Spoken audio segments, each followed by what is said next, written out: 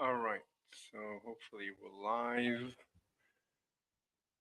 I'm waiting for YouTube to come on live. Let's refresh YouTube. Nothing. Let's refresh YouTube again. Still nothing. Oh, we're up to 173 subscribers. That's good. And refresh YouTube again. Nothing. That's good. All right, let's try it again. And refresh YouTube. Audio is good. Okay, audio is good. Let me give you full screen. All right, so we were watching dialects thing, the video.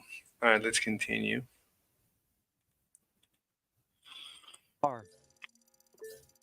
That is, the amplitude of these waves at any point around the charge describes a scalar field, phi equals kq over r, which is precisely the electrostatic potential field of. But we want to describe the 1 second, let's go back a little bit because it became unstable. I don't remember this. Let's go back. My internet is so slow. Back. Okay, this one. Let's imagine we have a basic point charge and we want to develop a model where the forces due to this charge propagate outwards at a finite speed as waves through some sort of medium. That's a problem. The propagation is a wave, and it is a force. I would say it is the force. It's propagation. But usually a particle doesn't appear out of nowhere. That it is as it appears, it sends a shock wave through the universe. That's usually not what happens. But you could say that's what happens because you're gonna have to start from something. So I would bring the particle into the picture from infinity. I would say, okay, at infinity, we are, let's assume, experiencing zero, but that's not even true because even at infinity, we're not experiencing zero. But that's what I would do. I would bring it from infinity to some location and then wait for it to settle down and always start from this. Start all my thought experiments from that point. So now what happens if I move it up, move it down, up and down, up and down and up and down, and stuff like that. So I don't know. So what is the thought experiment? I don't know. So let's start over. So we have a particle, and what? It's in a Faraday's cage. What are the initial conditions? I'm not sure. Point charge, and we want to develop a model where the forces due to this charge propagate outwards at a finite speed as waves through some sort of medium. Those are not waves. Waves are changes. You need to do a perturbation. You're trying to. A wave is either a wave is of something. It's either a wave of compression, a wave of some motion upwards, sideways. Like compression would be, I would say, gravity, and up and down is relative to the motion of the wave, relative to the direction of propagation. That would be electric wave, and right and left. I mean, clockwise, anti-clockwise, counterclockwise. That's magnetic. So which one do you want? But these are waves. This has nothing to do with a point charge particle stationary. A stationary particle does not transmit waves. Waves are energy, and a particle cannot just communicate energy or lose it. It would have to lose energy to the universe. Where would this energy be coming from? So someone needs to move this charge and perturb the magnetic field or the ether. and this would be an investment of energy. That person would do work. Whoever would move the particle either up and down or something. I mean, in order to create these waves, you need to move the charge up and down. You need to accelerate the charge and decelerate, and then accelerate and decelerate. That's how you create a wave. There is no other way to create a wave. So if you're saying it's just a stationary particle, you could say that if it pops into existence, that sends a shock wave. But you didn't say that it just, you're not talking about a single wave front. There's no single sphere coming out of this point charge. And you didn't say that it pops into existence at t equals 0. So I don't know where you're going with this. So I don't understand this thought experiment. It's either way something here. I don't know. I just don't understand it. For obvious And what I mean is, I don't think they understand it. I don't think they thought through this experiment. reasons, we'll start by assuming this Because they're talking about a force going, let's say, outward. So must be an electron.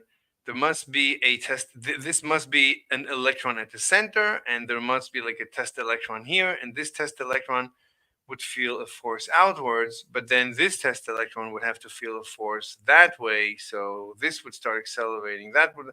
So what is holding this particle in this point charge? Something would have to hold it in place, but you need to show that there is a force going. I mean, I don't know, unless you're saying this is just a field, a force field, unless F stands for field and not for force. I don't know. propagation occurs at the speed of light. For obvious reasons, we'll start by assuming this propagation occurs at the speed of light c. Next, I mean, you don't have to assume. I mean, this comes out of Maxwell's equations, doesn't it? I mean, the wave propagates, but this is not an electromagnetic wave, is it? It's not. It can't be. Electromagnetic waves have energy. Every wave has energy, doesn't it? I don't know. I don't know enough. we'll choose to work with potentials instead of force. This is because the electric and magnetic fields interact in complicated. Okay, so the flux of the electric field is the density of the point charge divided by something like the permeability of space, of the ether. This is just the resistance or the lack of resistance of the ether to the progression. This is how much the flux, how much the electric field comes out of a particle is the electric density divided by how permeable, which means how it does not resist, because we want the flux to be greater if there is no resistance. So as E or epsilon goes to epsilon naught, as epsilon naught goes to 0, we want this to go to infinity. So there's no resistance. So as this goes to 0, this is the permeability, how much it permeates, how much it permits or permeates electricity. Waves. That's one thing. Also, the curl of the electric field, which is how it twists, how the electric field creates a circle, I think, is the change of the magnetic field over time. So if you have a change of a magnetic field, so this would be, so if an electron is accelerating, then I think you have a change in magnetic. I don't remember my electricity, but I think then you would have this would be a change in magnetic field. If the electron moves, it creates a change in magnetic field. at every point through which it moves. And that creates a circular motion of electricity. I don't remember. Anyway, what are they trying to say? According to Maxwell's. I mean, this is just the what happens to a wire, to an inductor. You have an inductor, for example, which is a wire, and you move and you change its magnetic. You have a change in magnetic field. Wait a minute. You have a change in magnetic field. You move a magnet. Okay, this is what it's saying. You move a magnet through or next to a wire. You move a magnet next to a wire, which is packed with electrons, and that induces electricity in the wire. It induces a volt, a potential over the wire. So a moving magnet, a change in magnetic field, it causes a curl in the electric field, causes the electric field to literally curl. You can curl your fingers. It comes from curling your fingers around the change in, I don't remember. I need to review Maxwell's equations and Let's work hear it again. interact in complicated ways according to Maxwell's equations. And working with potentials greatly simplifies the picture. Note that there are actually two electromagnetic potentials, a scalar and a vector one. But for now, we'll only worry about the scalar one. Now, from electrostatics, we know that the potential falls off spherically as 1 over r about a point charge. Okay, so the potential goes to infinity at radius 0. That's fine. That's fine. And goes to 0 at infinity distance. That's fine. But we want to describe the process of how this information actually travels from the charge to the field point. To do this, let's imagine the potential field as being continuously communicated by the charge via spherical waves, whose amplitude falls off as 1 over r. That is, the amplitude of these waves at any point around the charge describes a scalar field, phi equals kq over r, which is precisely the electrostatic potential field of that charge. 1 second. I still don't know what they're saying. So they're not saying that they're investing energy in this charge. They're not investing any energy. So what is falling off is the potential. This is not a wave. Nothing is waving here. And what they're showing here clearly, let me show you in the 3D from the side view. Let me show you. Come on. Maybe I missed it. I think I missed it. Work with potentials play instead again. of force.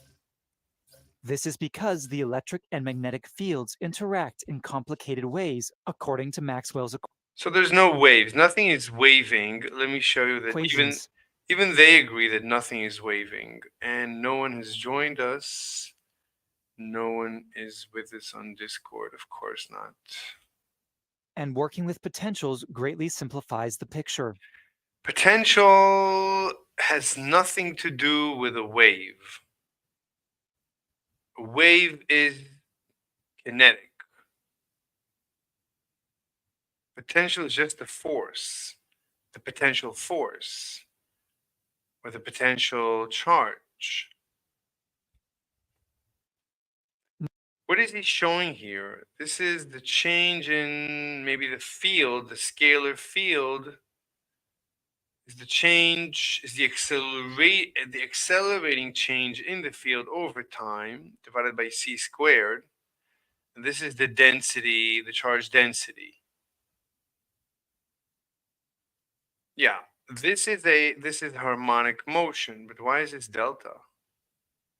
That's not harmonic motion. Harmonic motion would be the function minus the second derivative of the function over time, the second time derivative, that would be a harmonic motion, isn't it? Oh, Note that there are actually two electromagnetic potentials, a scalar and a vector one. okay, so it's really strange that the scalar has a it's so different to calculate. Yeah, because these are going up and down. Yeah, okay.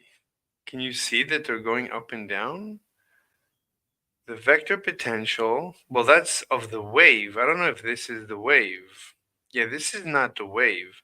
What's the direction of, you see, the direction is of r, of the radius. There's nothing is waving here.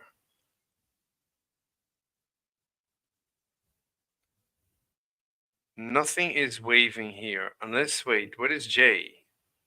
J is a function of what? What is j? Okay, so this is the function of the potential at any distance r. If it right, the okay, what is rho? Well, if we assume what is rho as a function of time, why isn't rho a constant? Rho is just the charge itself. So this is the actual potential. So, but what are we assuming about rho? Anyway, so this is, wait, what is r apostrophe? What is r apostrophe? This is the vector r, the distance itself to the particle. I don't know what this is. I don't know what is r apostrophe. R minus r apostrophe? Well, I don't know. And I don't know what's going on here. But for now, we'll only worry about the scalar one. So, but the scalar at any point r, it's the charge density. So this r is the parameter. Oh, maybe r is the radius of the density itself. Why is rho a function of t? Why is rho changing over time? Why is it t at r? Time relative to r? What is going on here? I don't like it that they show equations and they don't explain them. Like, at least, I don't know, tell us where to look up the meaning of this equation. Now, from electrostatics, we know that the potential falls off spherically as 1 over r about a point charge. Okay, then they know the potential falls off spherically. Here's the potential. There's no waves in the potential. This is not waving. This is the potential, and it's not waving, and it's not a function of time. So they know this, all right? So what is waving? But we want And why are they making it pulsate? to describe the process of how this information actually No, that's not, nothing is waving. There's no waves. travels from the charge to the No, no, no, no. There's no waves. No waves. There is no waves. There's nothing is waving here. No, no. And I don't know if it's even a function of time. So I don't know what they're saying. I don't know. field point. To do this, This could be instantaneous. We know that certain things are instantaneous, but that's only because we discovered them to be instantaneous. It wouldn't make any sense. Yeah, this would, if a charge just showed up somehow, you know what we can do? We can slowly build up the charge with little injections. Let's say we're incrementally adding charge very, very slowly. So let's say at the end, this is going to be 1,000. volts, 1,000 electron volts. And every time we're going to add one more electron, so, or even a million or a billion or a trillion electron volts. And every time we're adding just one more electron. So adding one electron is not going to actually impact the field. And slowly this is building up. So as it is building up, it's not going to create waves because we're going to do it one at a time, no waves. So the question is, every time we add an electron, how does that influence? How does that information get? So we can't. We need to do it fast. So we're going to be accelerate. We're going to need to accelerate. I don't know how to get around this. I don't know how to start this. I don't know what to do. Let's imagine the potential field as being continuously communicated by the charge via spherical waves, whose amplitude falls off as 1 over r. The amplitude falls off as 1 over r. That's not possible because you have to have, or can you? Yeah, the force falls off as the inverse square law, but the potential falls off as just the inverse of the distance. The same goes, but there has to be a pi over there because it's a sphere. This goes to the last one of the lectures I was watching about general relativity. I don't know. Let's assume that. Okay, that's the potential at r. So the potential at r has nothing to do with pi. It just falls off as one over the radius. Okay. So this is divided by 2 and this is divided by 1. Okay. It's not linear. It's divided by 2. So this is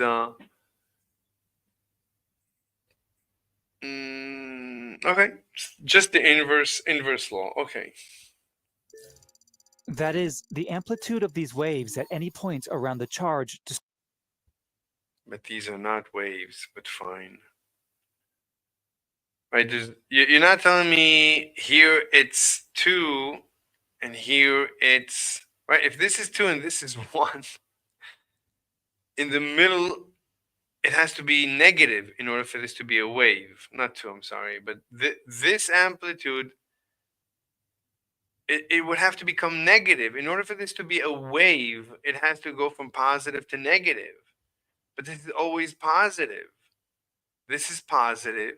K is whatever it is, it's a constant. It's either positive or negative. That's not going to help us. Q is the charge, either positive or negative. It's not going to change. And R is positive. We're not dealing with that doesn't change from positive to negative. So this is always positive. There's no wave. Nothing is waving. There are no waves here.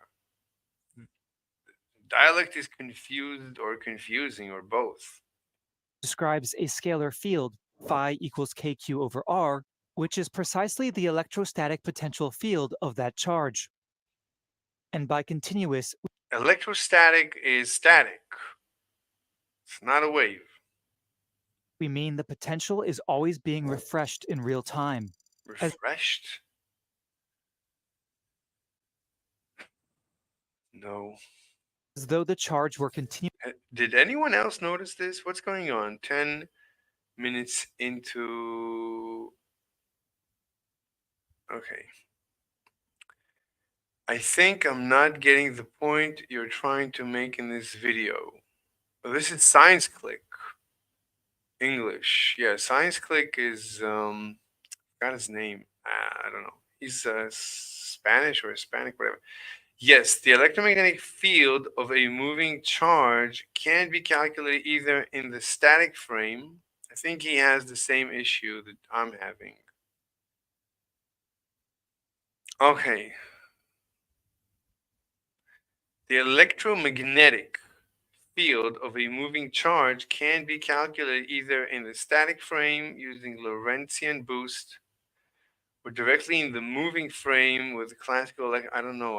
We're not talking about electromagnetism at this point. And yes, both calculations agree because classical electromagnetism is compatible with special relativity. In fact, the latter was discovered due to the former.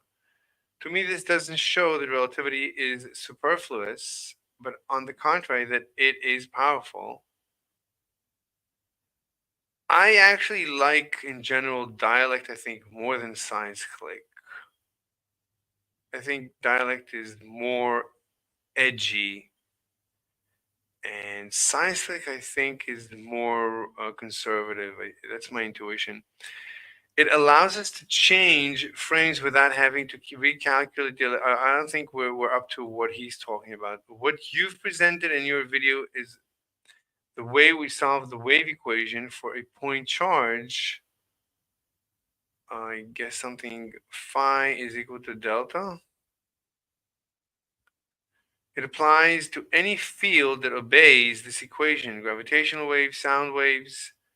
Let's note that the wave equation assumes the speed of propagation is the same in all directions.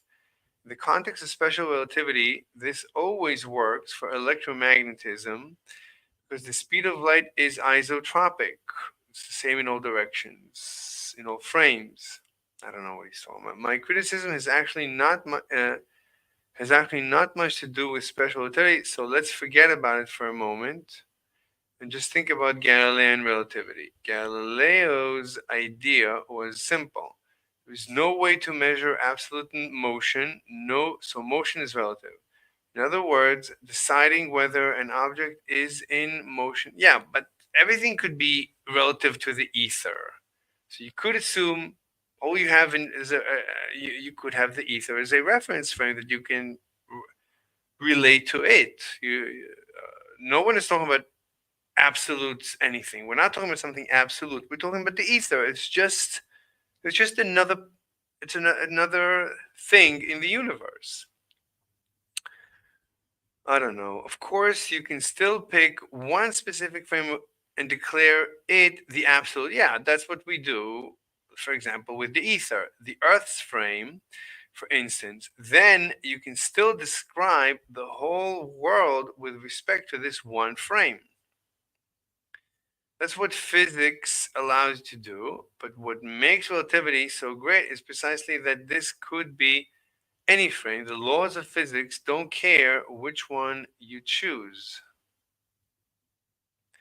Imagine a planet of aliens located light years away from us. These aliens would have no reason to use the Earth frame like us. Of course, they could still do it, but the laws of physics that would result from it would look extremely weird because they would have to account for the relative motion. I don't know. I don't know what he's talking about. No idea. But did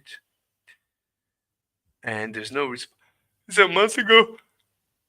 There's no response from dialect. Here's dialect. Dialect philosophy. Hey, Science Click. Glad to see you stopping by our channel again. And thanks for checking out the video. So dialect seems to be a team because they say we. Special. Okay, we would strongly agree with one thing you wrote here. Special relativity is powerful, and especially it was so 100 years ago when it provided a way to make predictions and correlations between observed phenomena without having to account for what was causing those phenomena.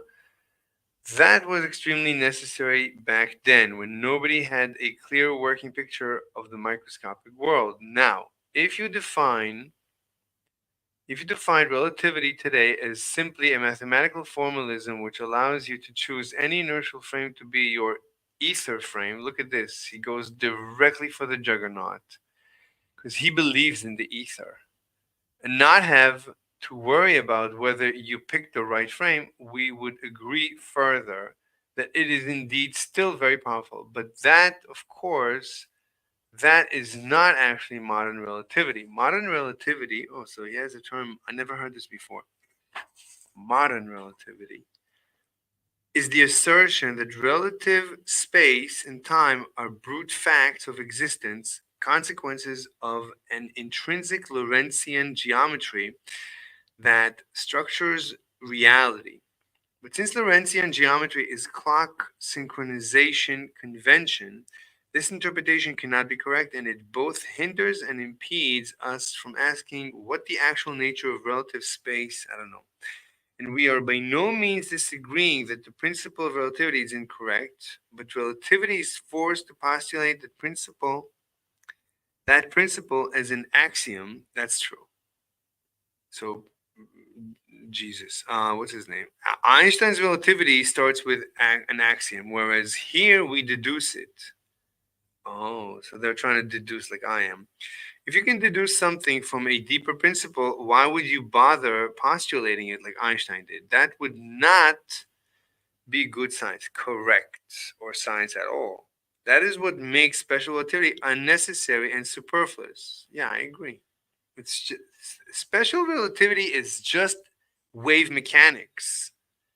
Lastly, to the best of our knowledge, no one has ever presented the math retarded potentials this way. This derivation is completely original and it is unquestionably the shortest derivation possible. Textbooks generally derive these potential fields by first invoking relativity. That's terrible. Why would you start from relativity? That is just terrible. Wherein the transformations are simply postulated, and so the majority of the math shortcutted.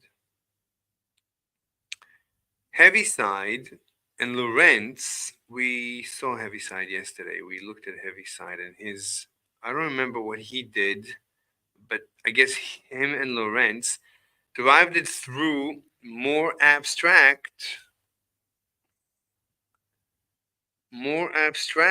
and roundabout manners, which do not make the physical picture clear. I completely agree. Feynman derived it in an utterly abstract manner, completely failing to notice they hate Feynman. I hate Feynman too.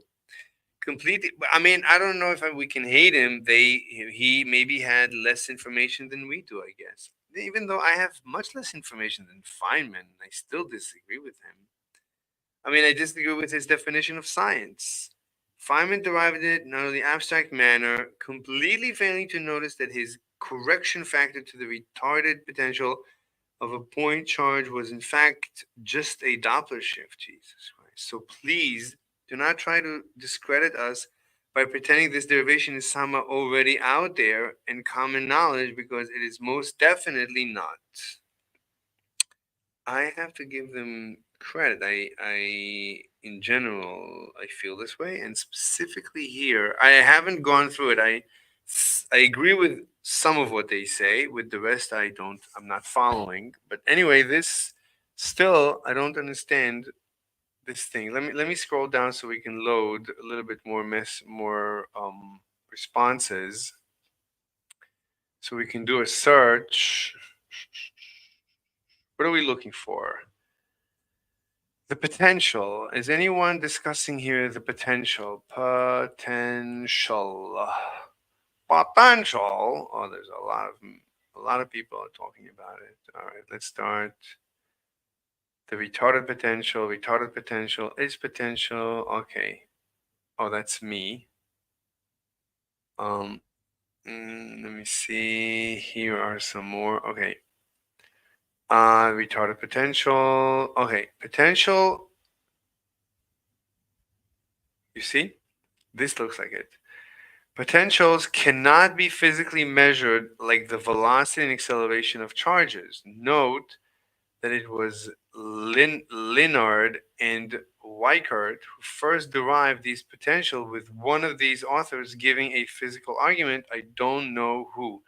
I don't understand why you believe Feynman derived the potential in an utterly abstract manner when his picture involves giving a physical argument as to, I don't know. I don't know what they're saying. Let's continue. Let's look for more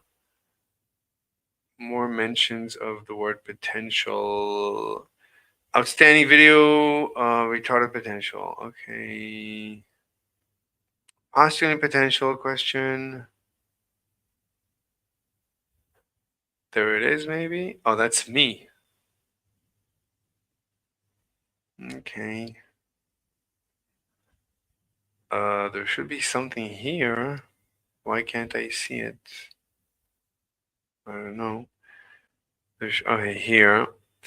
Retarded potential, emissions of the potential. What about the transverse Doppler effect? No, I don't care. The title card followed. Okay, I don't care. Retarded potential, superposition of potential. I don't know. Jesus. Wondered why potential is so important. Requires potentials. What is going on? Why am I the only one discussing this? Okay, this is complete BS. A stationary charge does not emit waves. There you go. There you go. This is complete BS. Yep. A stationary charge does not emit waves that travel outward to form its electrostatic potential, nor does it when it is moving at a uniform velocity. Exactly. It emits outward traveling waves only when the charge is accelerated. Yeah, basically, I don't know if I agree completely, but basically that's my point. At who is this? Jerome Mallon Fant 6622. Good job, man. Let me see if does he have a channel? Let me go look. 2 subscribers, but he is brilliant. So we need to subscribe. Does he have? Here, I'll show you. He doesn't have any. Now he has 3 subscribers. I don't know. He just has a playlist. All right. Let's see the playlist. There's nothing interesting. I don't know what Taos is. There's nothing here. 2013. So he's not young, but he's youngish. All right. So this is anyone? Anyone? Oh, there's. Oh, there you go. Who are you? Am I? Am I only one here, Mr. Slave? Yes, you are. Yes, you are. But you're gone. And you're gone. Yeah. Anyone here? No one here. Okay. So good. This is complete BS. Yeah, correct. At 11:27. Let me see. 11:27. 11:27. 11:27. Well, we're not up to 11:27, but maybe we watched it already. Now we have to go find Jerome. Where is Jerome? Where is there it is. Okay. At 11:27 he mentions frequency. Jesus. Well, what frequency do these waves have? How would you measure it? More importantly, if you had 2 equal, oh, there's more. Oh, treasure trove. Um where are we? How would you measure it? More importantly, if you had 2 equal separate charges both at rest, both pinging at the same frequency, yeah, pinging, you would get constructive and destructive interference of these waves. As a consequence, the combined potential would not be simply phi 1 plus phi 2. There would be places where it is larger and places where it is smaller, right? It's going to be bobbing, yeah, wildly. Length contraction and time dilation has nothing to do with quantum mechanics. Oh, I believe there is no length contraction. Time dilation is very simple wave mechanics. Length contraction, I feel, does not exist. It's purely. I don't think you get length contraction when you travel through the ether. My intuition is it doesn't happen and we don't need to do it. I think we can explain. Oh, look, the question is so I believe I can explain. Okay, here's what I believe. I believe I can explain Michelson Morley interferometer experiment null result. Right? We need to be able to explain it, even though they ran the test incorrectly. But let's assume they ran the test correctly and got null result. That's the first thing. We need to run the test correctly and get null result. We need to run it vertically. Has anyone ever run it vertically? I think we saw some people run it vertically. So let's check that first. So has anyone ever run the Michelson Morley experiment vertically? Yes or no? I think we saw that people have tried it. Based on the provided search results, there is no evidence of the Michelson Morley experiment being conducted with a vertical arm setup. Okay. So it was never conducted properly. So, first of all, someone needs to conduct this experiment vertically, to just rule it out. So, this experiment was never conducted properly. Oh my God, I can't believe it. So for this, I want my Nobel Prize. First of all, give me a Nobel Prize just for noticing this. The experiment has been repeated and modified numerous times, but all these variations have used horizontal arms. Jesus, help me. Jesus, you're not helping. You're not helping. I can tell you're not helping. And no one is listening. I'm speaking to the void. Listen to me. Listen carefully. Okay, we need to make a separate video about this. We need a separate title. Yeah, I'm gonna need to make a separate title. This is like a separate video. Someone needs to hear this. This has to be completely separate. Because this is nothing to do with dialects video. Nothing to do with it. So but let's draw up a time, like an outline of what where we're going. Where are we going with this? It's not like I'm going nowhere. It feels like I'm going nowhere because so many puzzle pieces are missing. Like I'm dealing with such utter incompetence that this is ridiculous. I mean, these people are trying to figure out the secrets of the universe, but they don't. These are basically Trump's Secret Service that barely know how to put their pants on without shooting themselves in the head multiple times every morning. That's the level of incompetence we seem to be dealing with. No one ran Michelson Morley experiment, I would say, in space. Like, run it. The first thing you would do when you get to space, run Michelson Morley. Like, it didn't work on Earth, but you know what else you didn't try? You didn't try vertically. But let's assume it's gonna fail. I gotta assume it's gonna fail. I gotta assume. How could they not think of it? Einstein said it's the same. That it's the same. That what light travels through is GR's fabric. It's the same. It's ether. Einstein said it, 1920 lecture. So it's not me. I'm not. I'm just the messenger. Talk to Einstein. Look it up. We looked at it yesterday. Go look at my video from yesterday. Okay. One discussion of physics stack exchange mentions the idea of performing a vertical variation. Oh, somebody else has talked about it, but it is noted that such an attempt has not been made.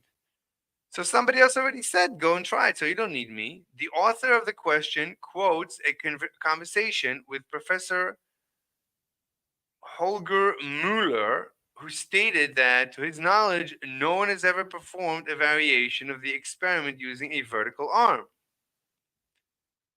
Therefore, based on the available information, it appears that no one has run the Michelson-Morley experiment vertically. Okay, look, so it's not even I'm not the first one. So billions and trillions of dollars are being spent on utter nonsense with particle accelerators and who knows what else. Look, it's nice, but this is much more fundamental. This is the foundation of physics. Higgs is very nice. I love Higgs, but there's plenty of evidence for Higgs without the LHC. You didn't need the LHC, as far as I know, for Higgs.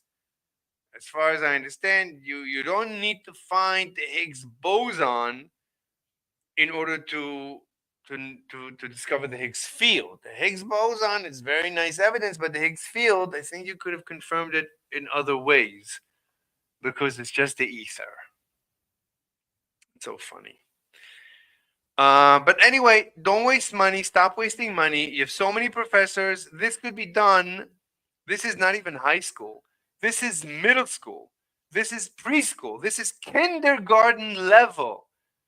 This is nothing. This is a light source. This is a laser, $1 in the $1 store. You go buy a laser and you build an interferometer and you calibrate it to give you just a point. You should just get a point on your detector screen. The detector is just it's just a screen. That's all it is. You just get a dot. The dot of the laser bounces, does not interfere. Everything is beautiful. Play around, make sure you do get an interference. Move the mirrors a little bit, right? You're gonna initially it should give you an interference. You should be able to calibrate it to get zero interference. Fantastic. Now hold it vertically and and twist it in roll it vertically and see if you get anything. My prediction is you'll get nothing. That's just my prediction.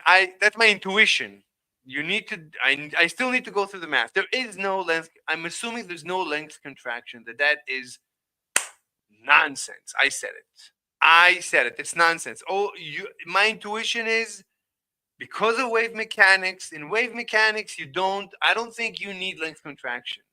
There is no length contraction, right? Time dilation is not time dilation, it's clock dilation. Time doesn't change, nothing changes. The waves always move at the same rate all the time. So there is no time dilation, there's clock dilation. And particles are clocks, the interaction between particles are clocks. So our internal clocks, our biological clocks, they are impacted. That's fine, but there's no length contract. My intuition is there is no length contraction. Length contraction is what it appears to be. So you could get length contraction using water waves. You would see if you use sonar, if you use echolocation, and you would use sonar in order to look at length, you might get length contraction. But obviously, there is no physical length contraction. There's only what appears to be length contraction. So that cannot influence the arm. That should not give you an interference pattern. That's my intuition. This is just, I'm going by my intuition. So I don't think that anything happens to you physically when you flow through, right? Right now, we're flowing through the ether at pretty fast speeds. We're talking about 1%, no, 10%, 1/10 the speed of light, basically. I don't think we're being contracted. I think, who would have seen it? Like, we could you see it? If it's being contracted, how would you see it? I don't even know how you would see it. I don't know, because it might be tiny. The length, the 10% the speed of light is tiny? I don't know.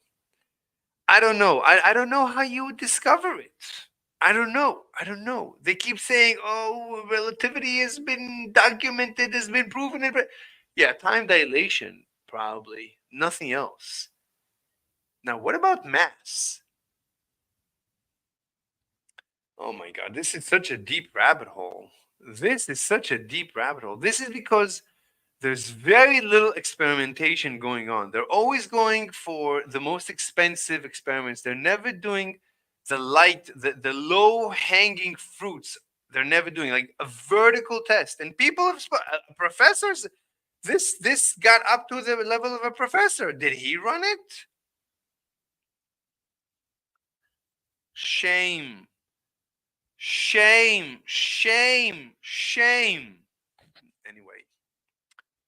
Run the experiment. Do me a favor. I suspect it's still going to be null result. Null result. That's my prediction. Prediction. Prediction. Okay, let's continue. Okay, so what's the outline? Where are we heading? Let's go to Discord. Let me pull up a whiteboard. Let's build an outline where we're headed. And at one point, I gotta get back to work. So I don't know how much more time I can spend. There's way too much. This is what I suspected when I listened to scientists. They're jumping through steps. They're skipping so many steps. So many. If engineers would skip so many steps, I mean, we would have nothing. We would not even be living in caves. We would have nothing. The way scientists skip steps, I can't believe how can these people get out of bed in the morning and not shoot them and not cut their heads off the way they skip steps. It's like I get up in the morning, and instead of walking to the bathroom, I'm gonna just assume I'm in the bathroom and just poop myself. Wow, skip steps. I'm used to skipping steps, so I'm gonna skip steps. By the way, I did not get any messages from the love of my life, so I'm worried. I'm worried about the love of my life. Let me see what's going on with the love of my life. Love of my life. Da-da-da. Dee-dee-da-da-da.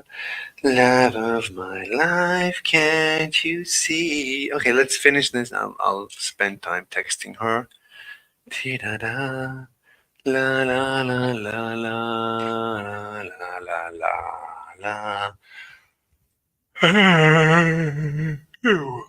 These to me. All right, this is going to be the outline. Outline. Love of my life. Love of my life.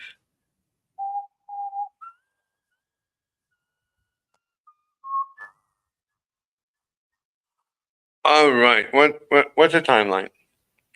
Okay. We need to write it in a document. Mm. Oh my god. Can we can we do how can we create a document? What's the best place to create a document? I think we need Google Docs. I have Google Docs, but I don't want to share any personal information on my Google Docs. So let me see.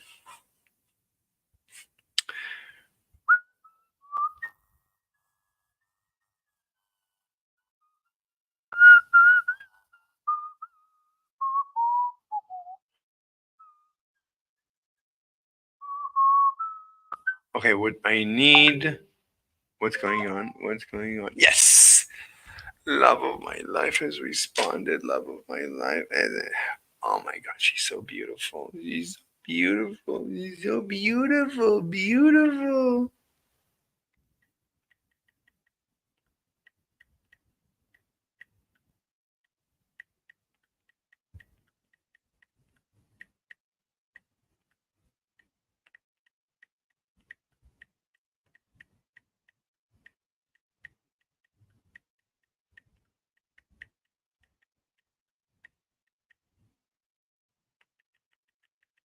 Many, many, many, many, many, many, many, many, many emojis. Many, many, many.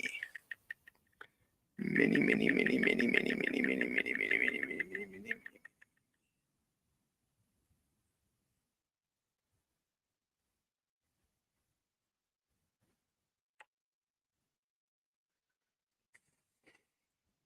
Okay.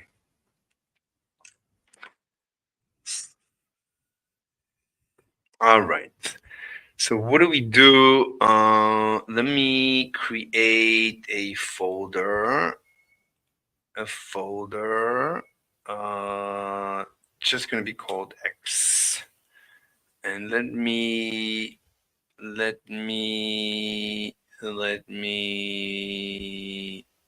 my drive. Wait. So oh oh, this is just shared with me. Oh, so it's not really mine, so I can't hide it. Okay. All right, so I guess we'll always have to go into X. All right, I think now I can share it with you. There's nothing personal. There's nothing personal. Nothing personal. All right, share this drive instead. But if you see the link, would you be able to? I don't think you should be able with the link. It's not the link. Okay. Okay, I'm gonna share it. No, there's too many important things. Things. There's got to be a way to do this without sharing Google Drive. Google Drive is too much. Too much. How can I? But it is very convenient. I have no choice. Let me see. What are you seeing? Yeah, you're only seeing the content. You're not seeing the link. Yeah, I think even if you see the link is not shareable. All right, I'm gonna share this tab. Now I'm going to create here a Google Docs, blank document. And I'm going to share this document. And now we can begin. So first we're going to name it. This is going to be the outline. And the next step is to create an outline. I think you can create an outline heading. Okay, you can create an outline. How do you create an outline? You just need to okay, so instead of normal, you just create a title. So the title is outline. Good. And once you do that, you get the outline on the left. All right. So that's the outline, and then you go subtitle. This is the research or research plan. The next step is going to be heading 1. So the first step is going to be we said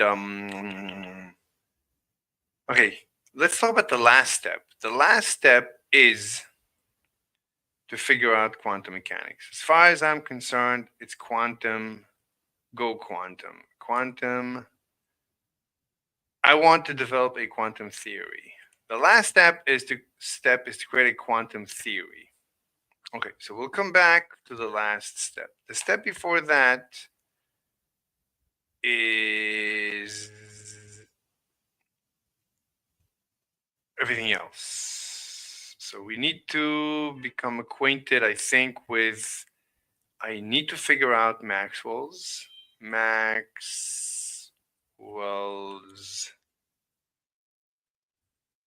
electromagnetism. Electromagnetism.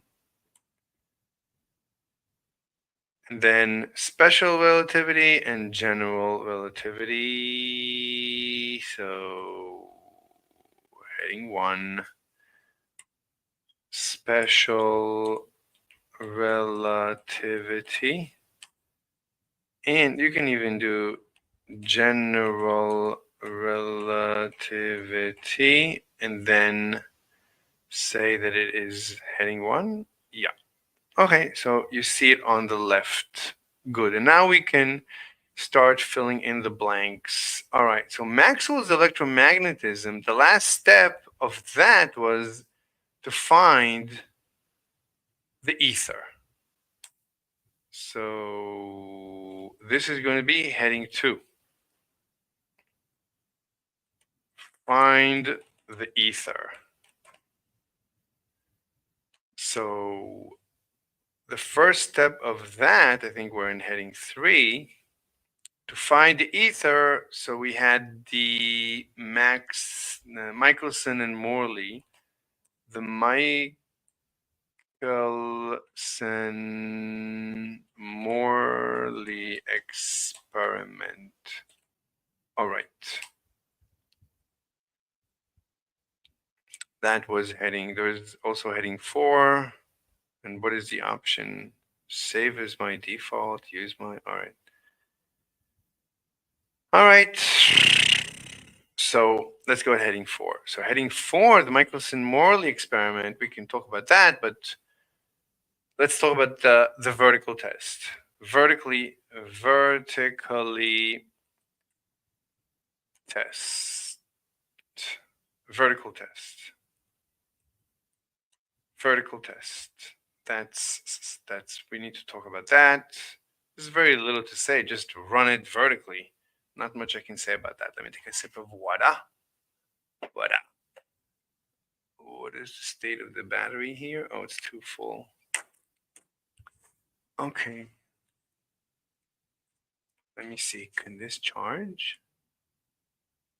Yeah, it's charging. That's good.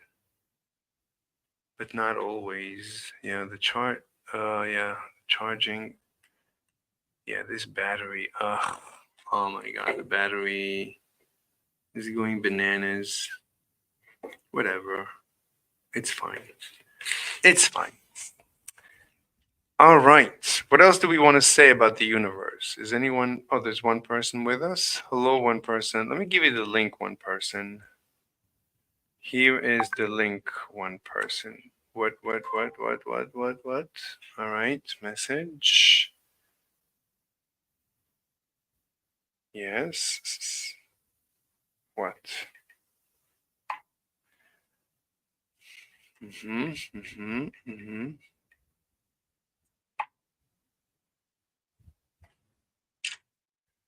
Okay.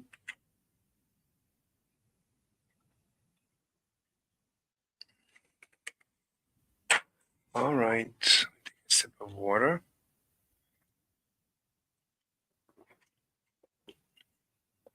Yeah, usually the beginning. What? What's the question? Um. 1 second.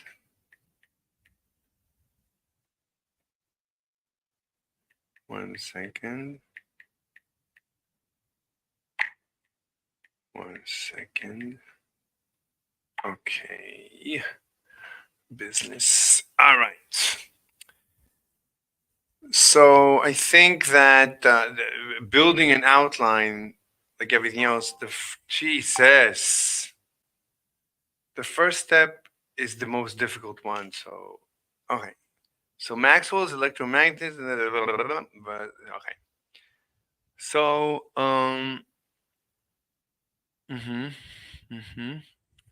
this is just the vertical test of the Michelson-Morley. This is not the vertical test of my general relativity. So general relativity, I'd like to conduct an experiment as I proposed. So that should be 1. So let's do 2. This would be my GR, and according to my GR, 2, so this would be 3. According to my GR,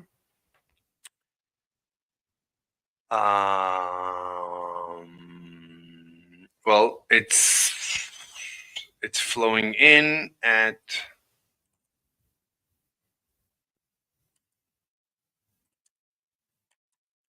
10%. We need to do the calculation more accurately at 10% C. And we need to make a prediction. So this is, it doesn't say, it says heading 3. Oh, it says heading 3 here. Good. So now go to the last heading. So the last thing I want to, no, that's not what I want to do. This is 3. And now you want to create a 4, a heading 4. We need to conduct an experiment. This is going to be a vertical, well, the experiment. document. Oh, this could end up being a paper. I could publish this as a paper. Oh, so this should be my seminal paper. Paper. This is just going to be a paper. We can publish this. That would be interesting. So, well, this is going to be the unification of ether with SR, GR, and quantum and a new quantum theory. I don't know if by then I'll have a new quantum theory, but it's the beginning of a new quantum theory. It's going to be, so these are all new. A new SR, new special relativity. It's new old, new GR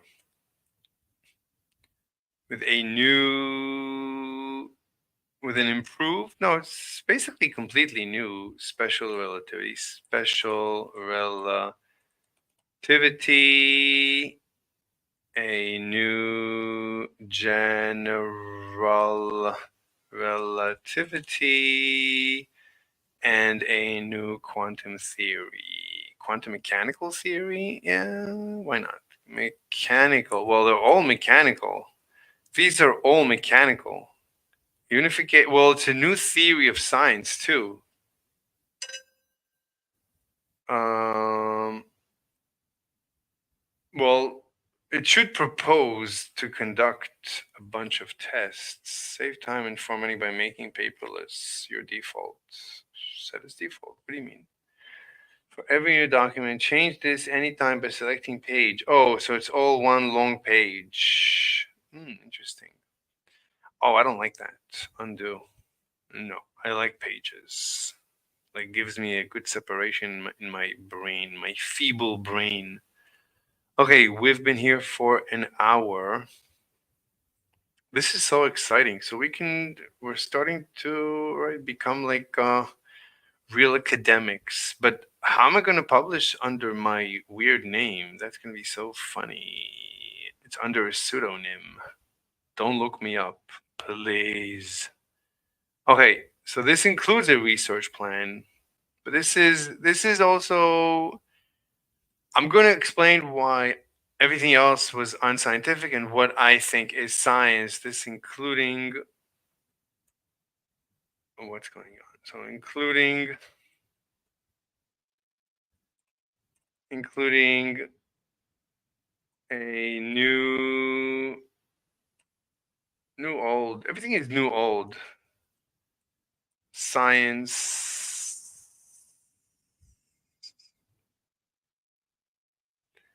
Is it a theory? No. It's a postulate. It's a postulate. That is going to be a postulate. New science postulate.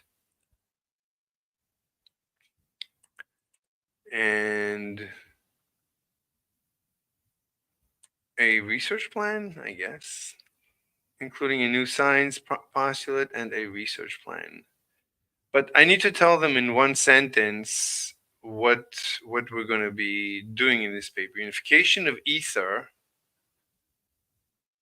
and we need an abstract. So the first thing is to write an abstract.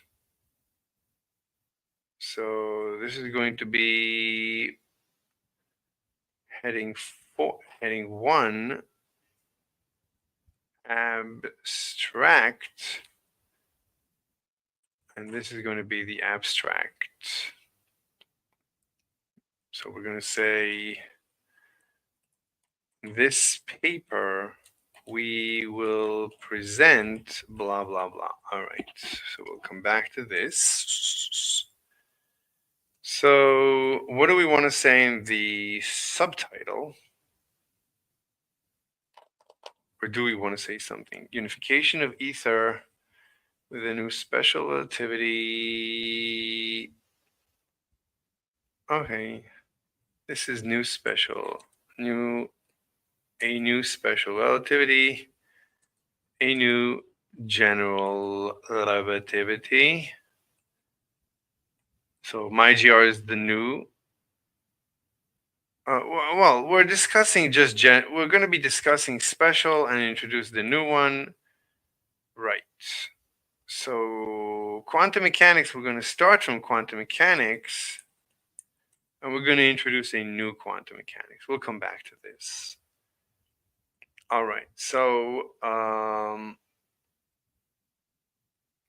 okay. So where are we going with this? Right. So this is what we want to do. I mean, ultimately, we want to do a unification. This is a unified field theory, and we're going to unify everything under the ether. So this is a new unified ether theory. So this would be the subtitle, and maybe we should say a new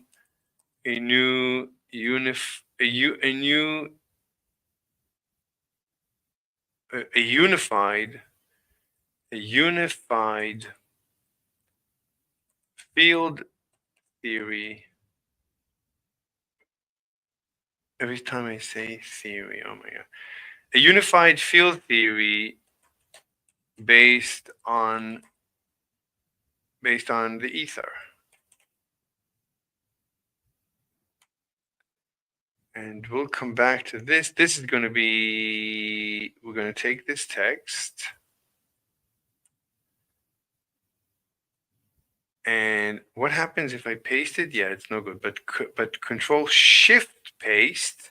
So no one knows this. It pastes without the format. I know that Jean-Luc, no, Jean-Pierre, what's his name? The doctor, Jean JFK, no, JFP, JFR. What's his name? The French brain researcher. He was looking for paste without format. So Control Shift V does the job. So a unified field theory based on the ether.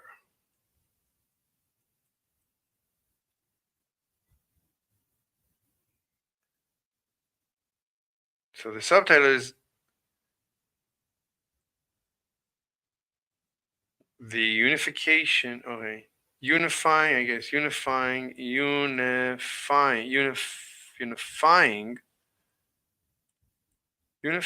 of ether with a new special relativity, a new general relativity, and a new quantum mechanical theory, including a new science postulate, scientific method. We want to modify. I want to propose a new scientific method. New, everything is new, old. A new science. Well, even scientific definition. A new definition for science. A new improved definition for the word science. I think that's enough. We don't need to write too much. This should give you a broad perspective of what we're about to do in this paper. Unifying ether. Okay. Okay, let's go. So in this paper, we will present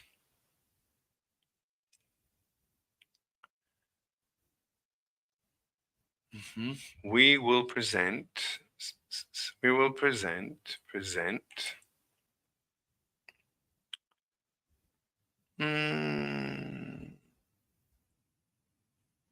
a theory that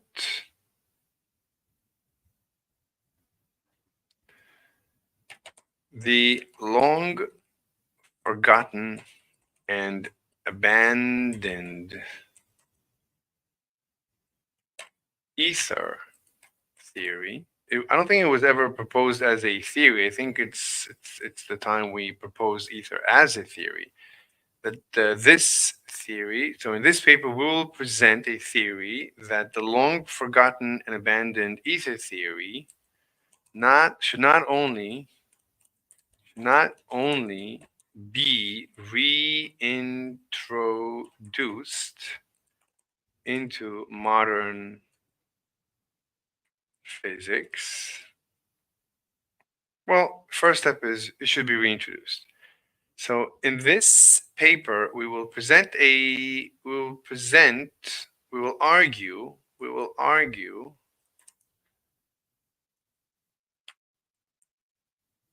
that the long forgotten and abandoned ether theory should be reintroduced into modern physics. That's the first step.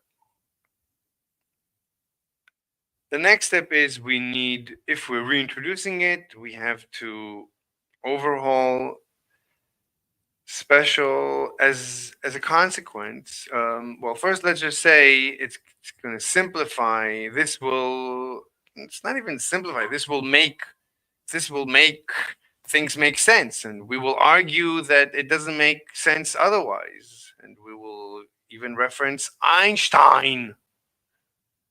That would be so funny. The first reference is going to be, yeah, Einstein said so. That's so funny. Let's do that right now. So I'm going to put parentheses Einstein. Einstein. Oh my God. Einstein 1920. This is so funny. Einstein 1920. Oh my God, this is so funny. Oh my God, Einstein 1920. Okay, let's pull up Einstein 1920. We looked at it yesterday. So Einstein 1920. Let me see what comes up. Let me share this with you. So Einstein 1920 award. Blah, blah, blah, blah, blah. This is the absolute. This is when he was a superstar. This is his superstar time. Well, it's a lecture. So 1920 lecture. Einstein 1920 Nobel lecture. Oh my God, this is 4 years after his Nobel. This is his most superstar years.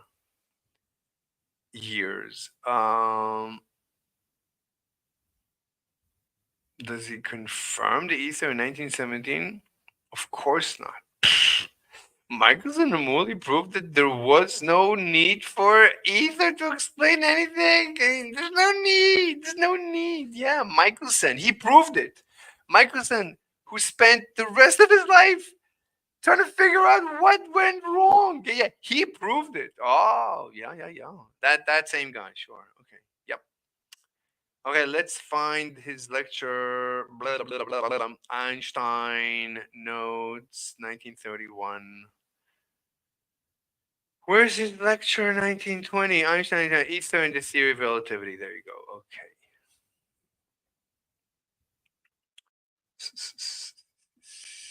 Open access. Wait. A fundamentally irreversible world. Let me see. Ether and the Theory of Relativity. Lecture given at the University of Leiden on May 5th, 1920.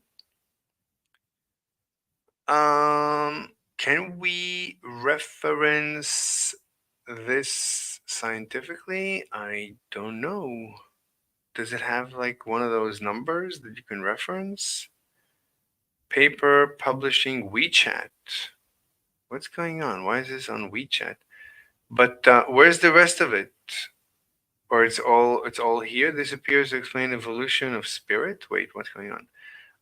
Abstract. In a preceding publication of fundamentally oriented and irreversible. Wait, what's going on? Title. A fundamentally irreversible. That's not it.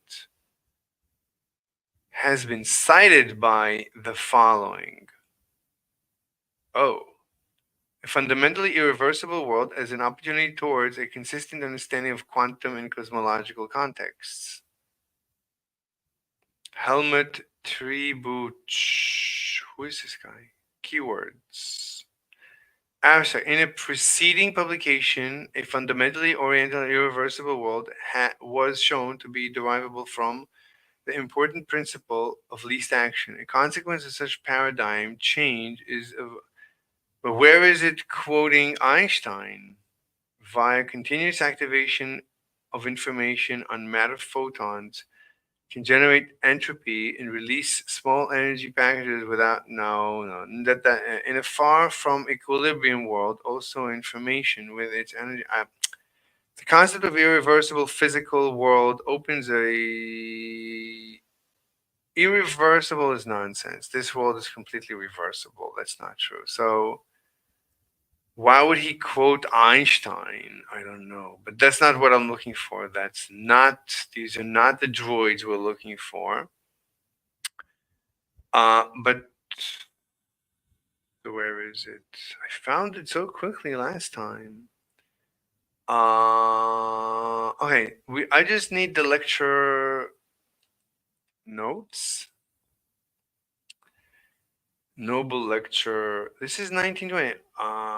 Well, it should be in Leiden, whatever. Leiden.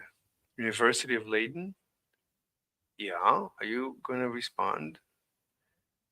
Einstein and Leiden. Einstein liked the idea of such a comet like existence in Leiden. He began his official duties. What? No. Einstein began visiting Leiden. Albert and Carl. Mistaken identity. Einstein's sink. The petition got 19. Okay. Einstein given is. Did I just look at this? Is this the one I just looked at? Yeah. Why don't you give me a link to this one? How difficult is it? Okay, you know what? We can just do this and search for this. Okay. Einstein. Blah, blah, blah. Ether and relativity. I think this is it. Einstein, ether, and relativity. All right. So can we link to this place? Let's first put it there. Here's our paper. So first of all, we need to add bibliography or something. Sources, they call it references, I think. Heading 1, references. References. Okay, now we need to number them. How do you number? Well, we can just do 1 and then this. So you don't need, maybe just like this. Okay. That's going to be 2. So that's the link.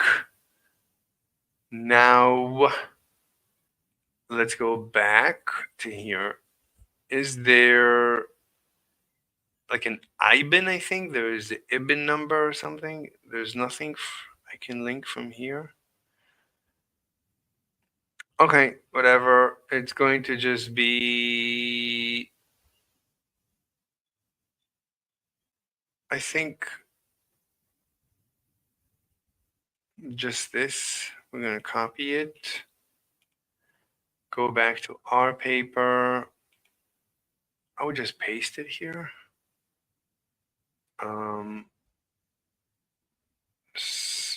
Like this. Control Shift paste. Okay, so, but this is not going to be 2. So, and this should just be this link should be at the bottom, maybe, if at all. Okay, we'll put it here for now. So Einstein, ether and relativity. Albert Einstein gave an address on 5th of May 1920 at the university. He chose as his topic ether and the theory of relativity. He lectured in German, but we present, we don't need this. The lecture was published by these guys in 1922. Okay, we don't need this sentence. Okay. at the University of Leiden. He chose. We don't need this. That's going to show up next. The lecture was published. It's a lecture, so somebody. It's not Einstein who published it. Somebody else published it, but it's whatever. So we already mentioned ether and relativity, ether and the theory of relativity. Okay. So Albert Einstein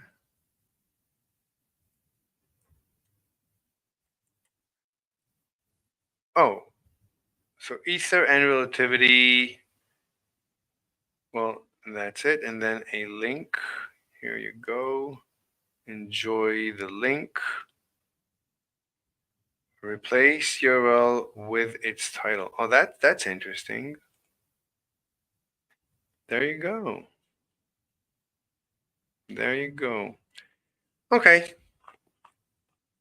So that's a good reference. That's a good first reference. Enjoy the reference.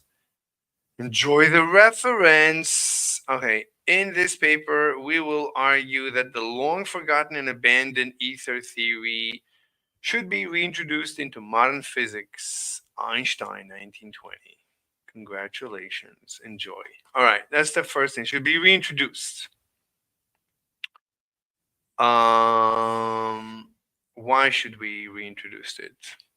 Well, otherwise you don't have a scientific. Otherwise, Maxwell doesn't make any sense. It doesn't make any sense, as argued by Einstein.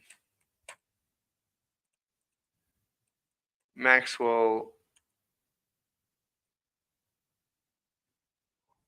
is utterly nonsensical without it.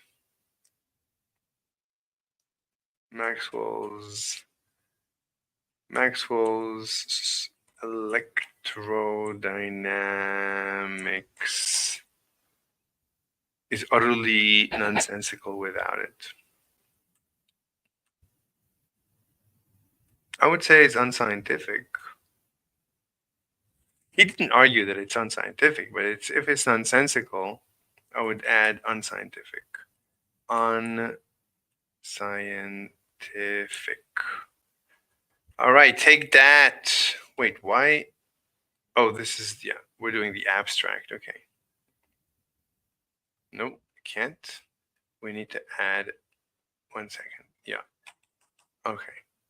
So now it should be easier to edit. My ear. I have to scratch my ear. Okay. All right. So in this paper, we will argue that the long forgotten, abandoned ether theory should be reintroduced into modern physics, Einstein 20, as argued by Einstein. 1 second. Let me check. Okay. Okay. Oh, so the markets are tanking.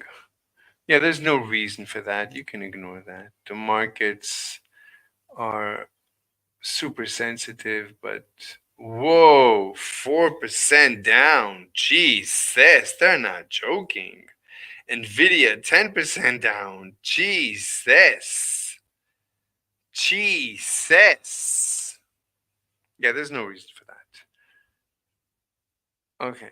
So, as argued by Einstein, Maxwell's electrodynamics is utterly nonsensical, unscientific without it. Yes. That's one. That is, first of all, maybe the biggest reason to reintroduce the ether. It should never been abandoned, as argued by Einstein, 1920. Okay. But that's not the only reason, as argued by Einstein. Now, Einstein also argued that it is his GR fabric. further, as argued by Einstein, what if you want to reference the same place? I think you need to say again Einstein 1920. So just don't say Einstein. Just as further as argued by Einstein 19. Yeah. Immediately out of the gate, I'm bringing out the biggest gun. So, deal with the biggest gun. Leave me alone. Like, don't argue with me. Don't argue with me. I ain't got time. Ain't no one got time for that. All right. So, further, as argued, Einstein 1920. Yeah, as argued, it is the very fabric of GR. Ether is the very fabric of GR, and let's present of general let's just say GR of GR, and now what do we reference? I don't need to reference, it's the same place. So I already said that. Further, as argued, ether is the very fabric of GR. So that's it. Maybe they don't know what GR is. Of general relativity. I can't believe that I have the biggest gun on my side. I thought he would be my enemy, but he is not, so that's a convenience. Further is argued, Einstein 1920, ether is the very fabric of general relativity. Okay. Okay. Okay. That's easy. Now,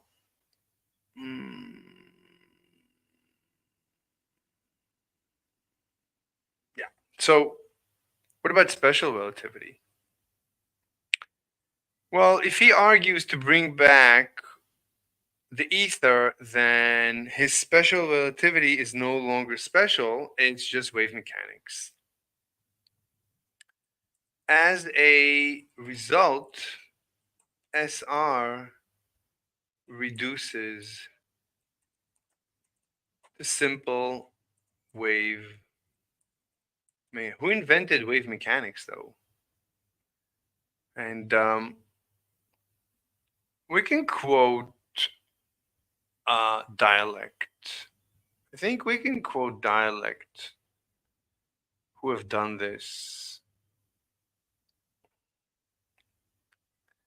We can quote dialect, right? Because they showed that it's just wave mechanics. Not in this episode we're watching now, because I don't know what they're doing in this episode. But in the episode about the sound clock, I think the presentation of their sound clock based on sound waves.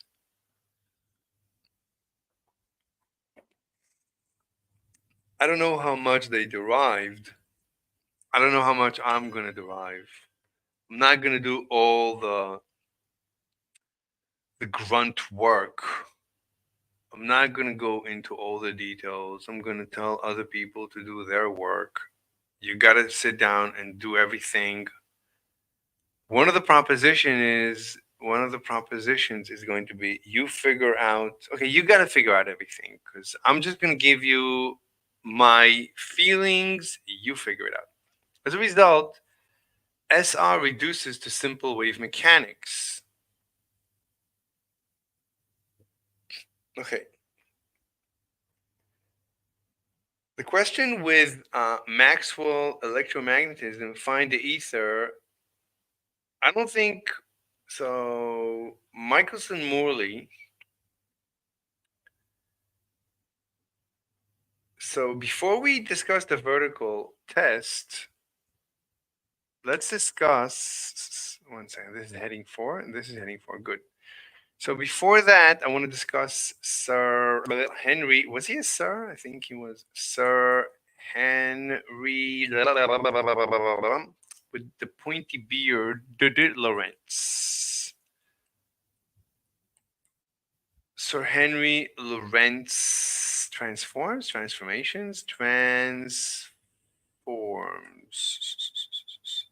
No, this has nothing to do with his transforms, but he did try to explain it. Okay.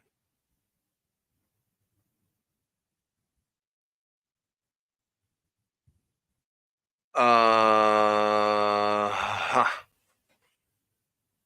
You don't need to find. There's whatever.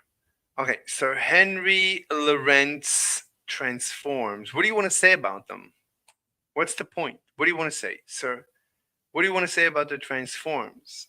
Specifically, I don't know. What did I want to say? Okay, let's go back to the abstract.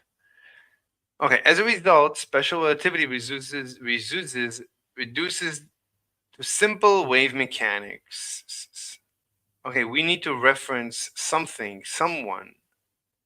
Otherwise, we need to show the work. So other people have argued this. Can we quote someone? Has anyone ever argued this?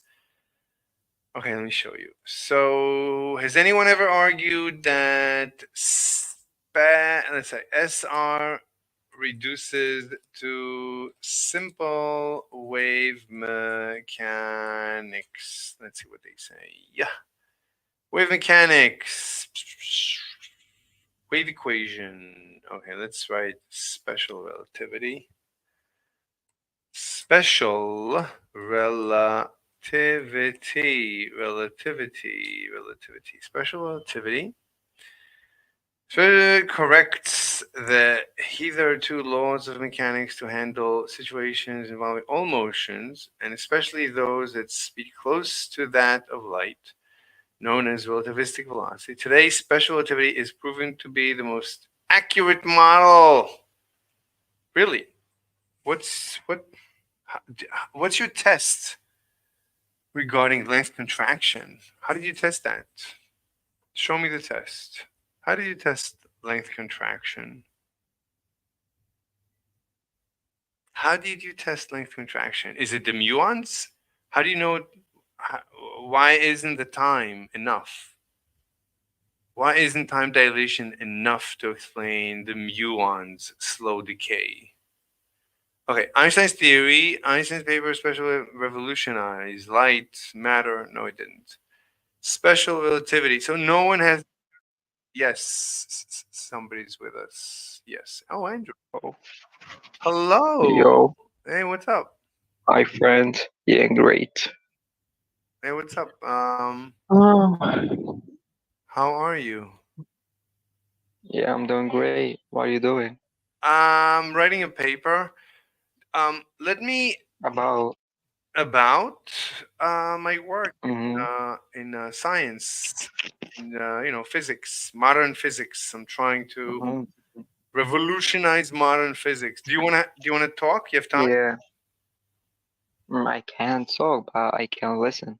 But just before I listen to you, I was saying, check your DMs.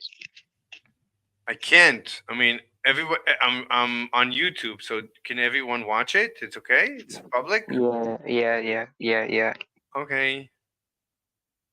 What is this server? What do they do? There is tournament there. $150. I don't like debates. Is it a debate? Yeah, but it's too easy, like, free.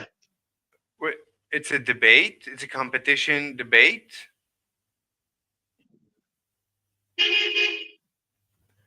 Can you talk? Yeah, I can talk. Okay. Do you wanna talk about something specific?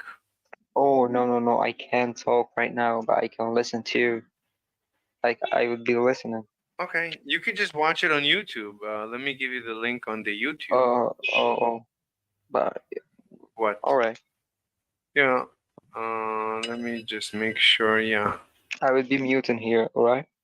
It's I would it's mute myself. it's probably better for you to. I'm gonna put it in the new YouTube videos, so you can go click the link in new YouTube videos and watch it over there. And if you have a question, you can talk to me. But I'm finishing up. I mean, if you want to debate something, we can do a debate. I'm finishing up this video because I've been here for an hour and 40 minutes, and oh, you're not even listening to what I'm saying. Got it. Oh, because he's watching the video. Okay, okay, got it. All right, you can watch the video. That's fine. So let's finish up. Okay, so as a result, let me share this tab. So as a result, SR reduces to simple wave mechanics. So I don't think anyone has ever talked about it besides dialect. No one discusses. Let's see. So Control F, wave, only one M. Just my question. So no one else discusses. Oh, wave equation. Wave equation is good. So more recent work has been concerned with relativistic wave equations and with the quantum mechanical description. I don't care. Okay. Okay, over here. The wave functions in the Dirac wave, I don't care. The wave equation in general relativity, I don't care so much. There's nothing. Okay, relativistic wave equations, the mathematical. I don't care about that. I just want to reduce the special relativity to wave mechanics. I don't think anyone is discussing it. Maxwell's equations also define the wave equation that predicts electromagnetic waves. The wave equation, speed of light, application of special relativity. I don't think they talk. I don't think they're reducing it to wave mechanics. So no one besides dialect. I think only dialect talk about wave mechanics. Who else did that? Let's go look for mm, okay, here. Let's take this. So let's look for dialect, the video that we watched the other day. Dialect. Uh, sound clock. This one. What time dilation actually is in relativity? Hint, it has nothing to do with time. Good. Good title. Good title. All right. So That it takes the moving clock to tick. we need to we can link this. Okay, so let's take this without the time stamp. So just this. Okay, this should be good. Okay, I think we can say the dialect. Dialect. What year is it? I think it's 2024. 2024, I think. Dialect. Oh, it's a year ago. What year was it? What year? What's the date? The date. There it is. Okay, 2023. Share. Okay, so it's 2023. Okay, let's go to reference. This is the link. Okay. Okay, and so this is the title. The title. No, Control Shift Paste. Okay, and then we can put the link. I don't know who is the person behind dialect. Let's go to dialect channel. More. Okay. Exploring physics. Wait 1 second. Exploring physics, science, and investigating the nature of theories, ideas, and philosophies. Link that Discord. Oh, they have a Discord. Oh, we should definitely join their Discord. Patreon, buy me coffee, view their email. Yeah. We need to ask them how we can quote them on a paper. Okay, let me not share this with you, just in case it blows up and shows personal information. Where is it? Oh, there it is. Accept invite. Accepting, opening Discord. Then, okay, so I have two Discords open. The dialectical, is this it? Yes. Does it show up here? Yes, I can close this. That's good. Okay. So we can, here's dialect. Let me, how do you, wait, where's my share? Share is gone? Oh, why did it close? When did it close? Oh, because the window I was sharing. Oh, hi, I am here. El Mano. Hi, El Mano. Andrew is El Mano. Okay, got it. So now we're going to be again sharing. This time we'll share Discord. Okay. So let's go to Discord. Okay, there's no one here. Welcome. You do not have permissions to view the messages. Okay. Announcements. Introductions. Physics. General. Philosophy. Consciousness. Homework. Off topic. Requests. Okay. Relativistic mass. Okay. I want to reference your video in a paper I am writing.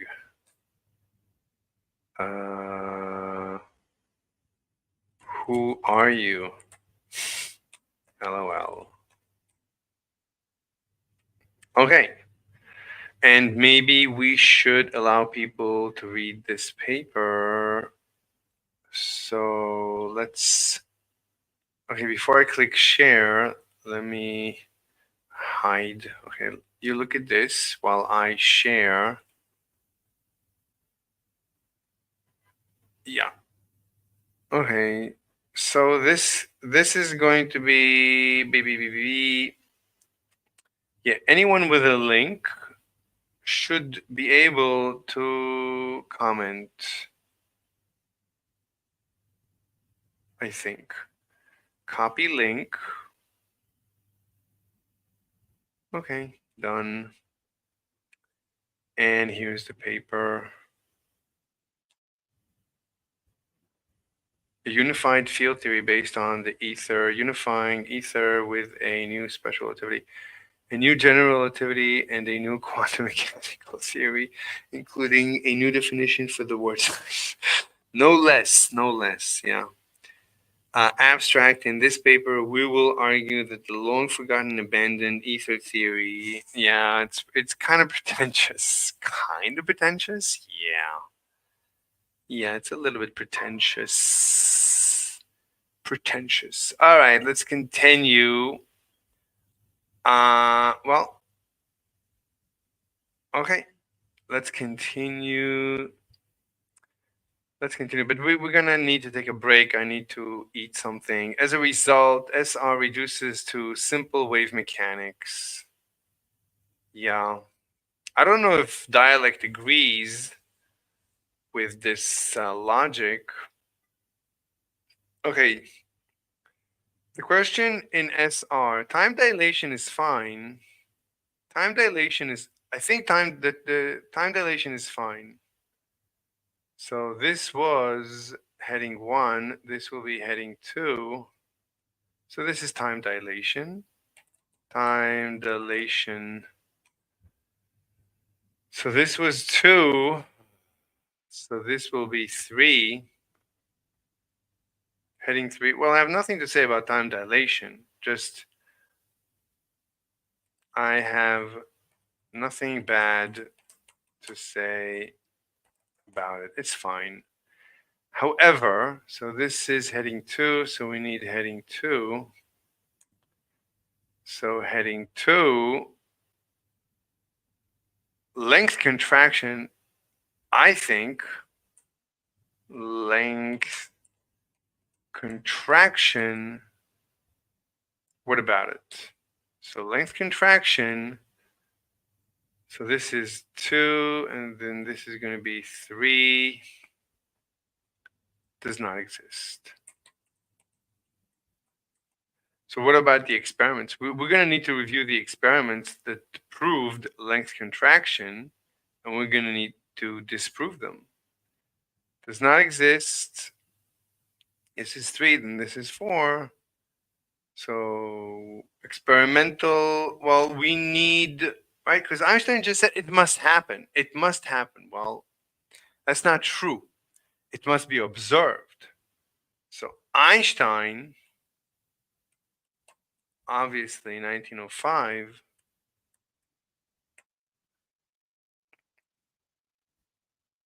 proposed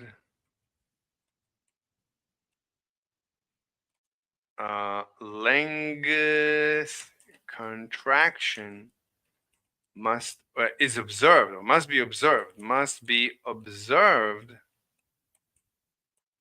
observed, but not that it must have. Of course, it cannot happen, or can it?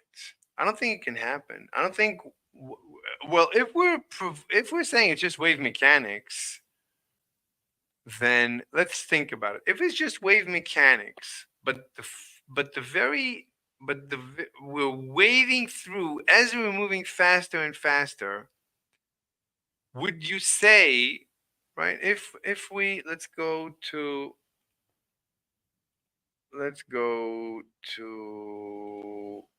here. Okay, so as we go faster and faster through a medium in wave mechanics, right? So we're assuming, remember, we have a bathtub filled with water. This is the top view of the bathtub. And we have just a clock bouncing the very waves of water. So just waves of water are bouncing up and down as it is traveling. Okay, so you can see that this clock is ticking slower. Yeah, but what about length is there length contraction occurring? We still need to revisit mass, the increase in mass, the relative increase in mass. Why does it become more and more difficult to increase? Okay, what about increasing the velocity of the clock to the speed of the waves? Why would that be difficult? What's going on here? Do we have anything? Okay, all right, there's nothing interesting. Okay, nothing crucial.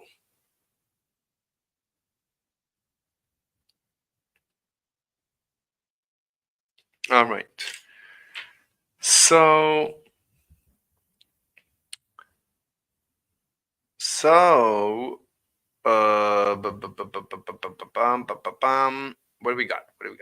what do we got?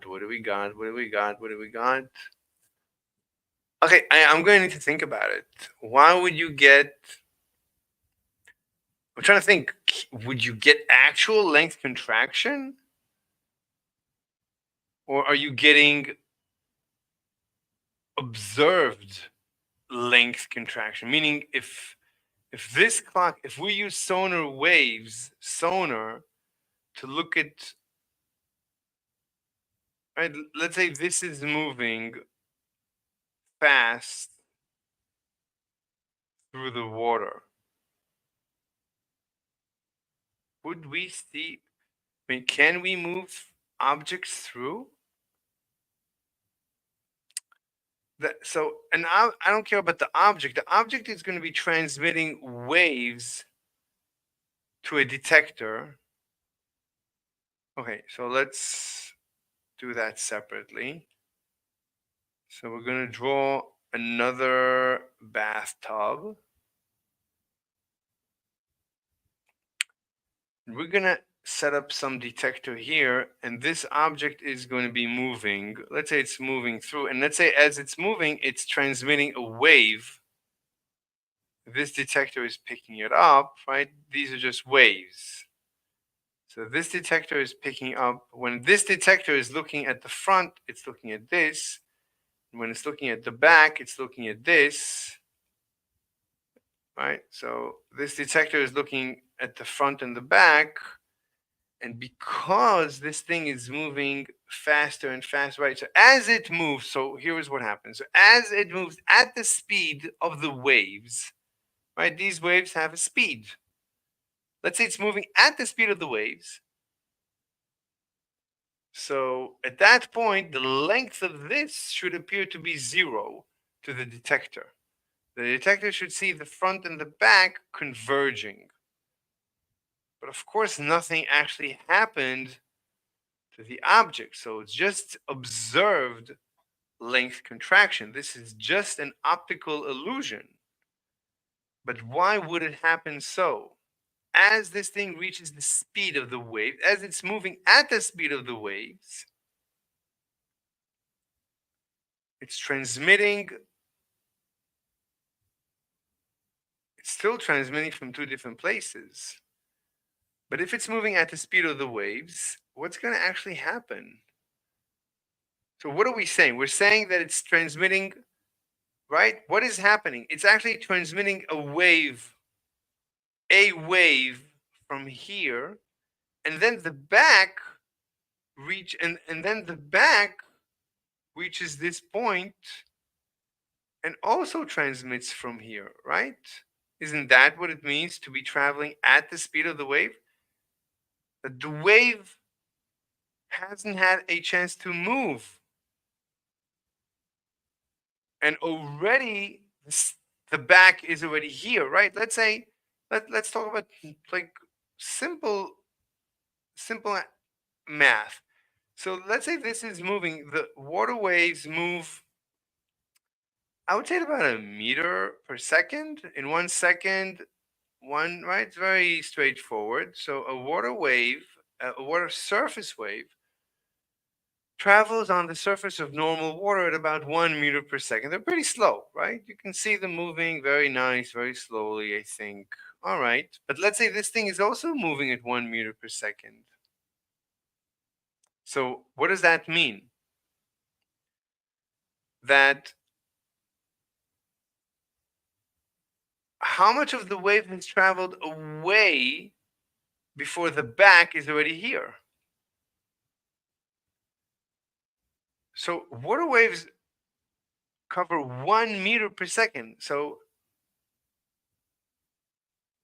the wave is trying to move in this direction. Right. There's no length contraction perpendicular. The length contraction, there has to be length contraction perpendicular. But it feels like the length contraction is only from here. Where is it? Let's see. But we can see the contraction, right? So normally you would fire away from here and simultaneously away from here, and you would have to change angles. This is one angle, this is another angle. But what we're saying is that these angles become the same. That you have to look in one direction to see the front and the back using a detector that only detects water waves. So if this is sending out water waves, and this is sending out water waves, and this is moving faster and faster, this is sending a wave, and simultaneously the back is sending a wave. Well, they're obviously going to be very close. So they're going to certainly be appearing. It's going to be contracted. You can already see the contraction, but this is just a definitely just an illusion. This is just an optical illusion. So Einstein's length contraction is definitely not definitely, but it looks like just an illusion. Okay, let's look it up. All right. So is Einstein's length contraction just an illusion?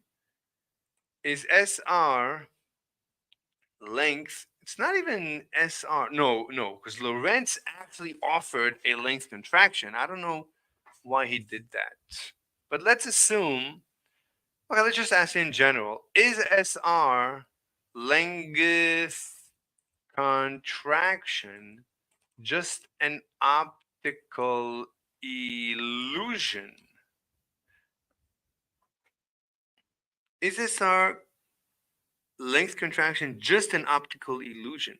Based on the search results, length contraction is not solely an optical illusion. While it is true that our everyday experience and visual perception, okay, but has anyone given this a second thought? The search results emphasize that length contraction is an actual occurrence.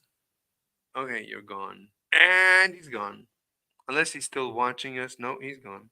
All right. That's good. Yeah, this is super advanced stuff. Okay. So the concept of physical and or physically real in physics refers to measurable. But measurable by who? By whom? Length contraction with reasonable definitions of length and time is indeed physically real and measurable. It is not merely a matter of perception, an optical illusion, arbitrary synchronization. The search will also highlight. What do you mean? So you're saying that as it moves through the ether, as it's waving through the ether, it must contract? Why? Why would it? You agree with two objects moving one after the other as they move faster and faster through the ether, as they're waving faster and faster. Right? But but what's going on here? Okay, by the way, we can describe mass using water waves. If we just bounce waves back and forth in a small container, if we're just getting them to bounce back and forth, that's mass. That's so funny. We can do everything with water. Okay, the search results also highlight the importance of synchronization, convention. Poincaré, Einstein, or others affects the measurement. This is just measurement. How do you know? How do you know? Is length contraction an optical illusion or physical? Length contraction is not an optical illusion. It is very physical and real. You are standing on a platform in a train station. There is a train standing and one moving past you. What is the difference between these two trains? Why is it that you can touch the one? Are the Lorentz contraction time dilation real? But Lorentz contraction still confuses people. Consider that simple discussions in relativity can go awry when the distinction between seeing and observing or measuring is not made clear. I don't know how we can ever measure this, because as long as you're not there, as long as you're not part of it, it's optical. If you're there, you're not measuring it. So how can you ever confirm it? It's unscientific to be. You cannot confirm it. This is the problem of dealing with the ether. That everything is ether. Everything is waving through the ether. Let's bring it up in the paper. The problem of share. This is the measure. This is literally the measurement problem I think this might be related to the very measurement problem that comes to haunt us in quantum mechanics, that everything is a wave in the ether. Everything is a wave in the ether. I think they already knew this. There's nothing for me to left for me to add. So as a result, SR reduces. Okay, let's talk about length contraction. Yeah. So length contraction does not exist. Okay.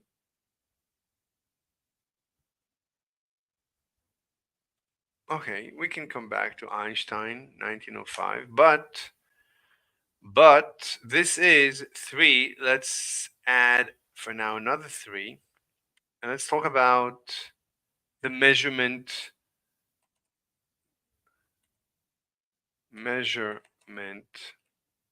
problem, right? If we are observing length contraction of a moving object,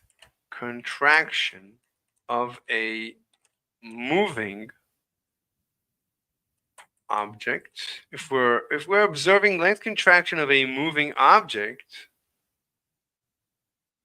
if we're observing length, then it could be explained.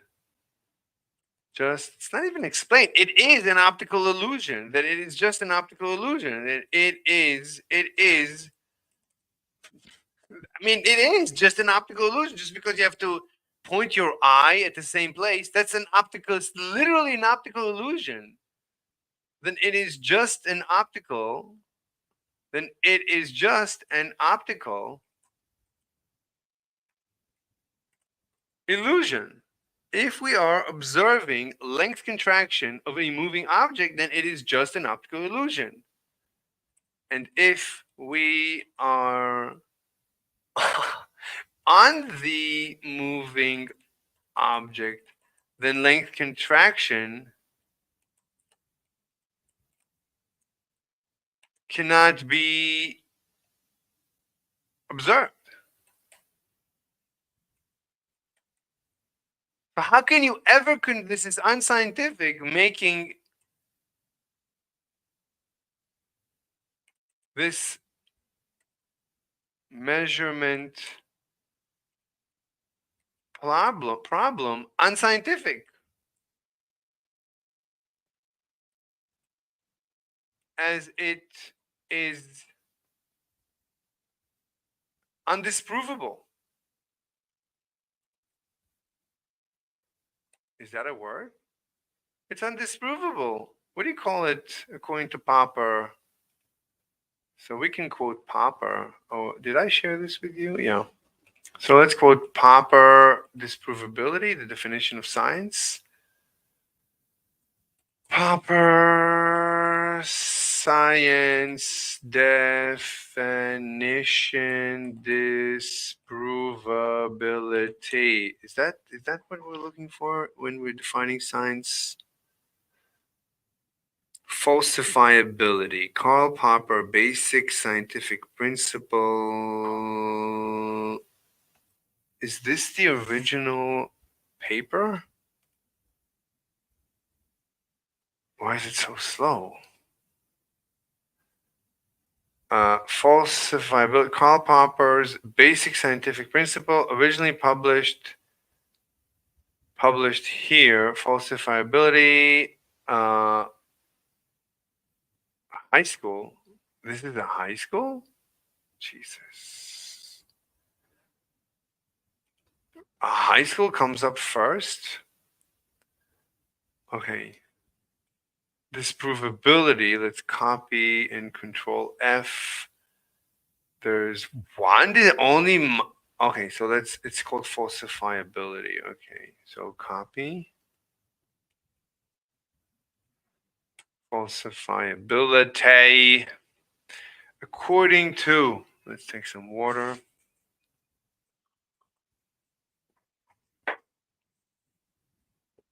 According to Karl Popper, falsifiability is a fundamental criterion for evaluating scientific theories and hypotheses. Okay, we need a reference though. Is there a reference to Popper? Okay, I'm not gonna, I don't care. Whatever. Whatever. For now, we'll just write Popper as it is unfalsifiable. As it is oops, let me share this with you. Unfalsifiable. All right. Popper, I don't know what year, whatever. It's whatever. It's whatever. Making this measurement problem unscientific. This is never measurable. And by the way, this is the same problem with measuring the ether. Measuring the ether is unscientific. It has to be, it has to be assumed. Scientifically, you have to just assume the ether because you're assuming it's that everything is made out, everything is waving as the ether. Everything is a wave in the ether. Everything is waving in the ether. So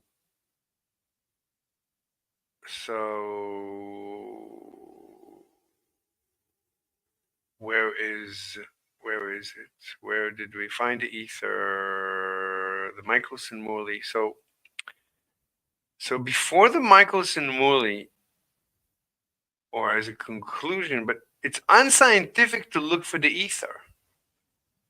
How can you detect everything you're trying to detect is you. Everything that would influence a detector is influencing. No, everything that the detector is trying to detect is influencing the detector itself. So a detector can never detect the ether if the ether is the fabric of what we call reality. So this is 3.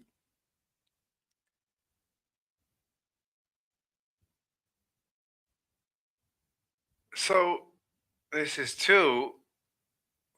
So this would be just the ether. The ether. So this is 3. And another 3. The ether, you could argue, is inherently, it gives unscientific vibes. There is a problem with the fabric of reality. Isn't that the measurement problem? It's very similar to the measurement problem. The ether is the fabric of reality. Well, let's assume that it is the fabric of reality. Oops. As the fabric of reality, how do we detect the fabric of reality if any detector is made of this same fabric? Such a measurement is unscientific. Such an attempt would be unscientific. You just have to, if it is undetectable, then you have to assume it. If you're defining it as undetectable, then you're defining it as unscientific. Jesus Christ, it's defined as unscientific.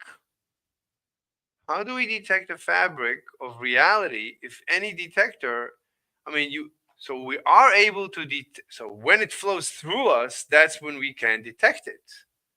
So the only detection we can do is with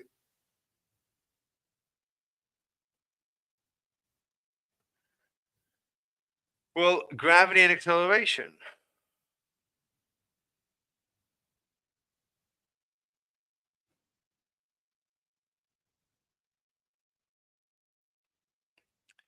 How do we detect the fabric of reality if any detector is made of this same fabric?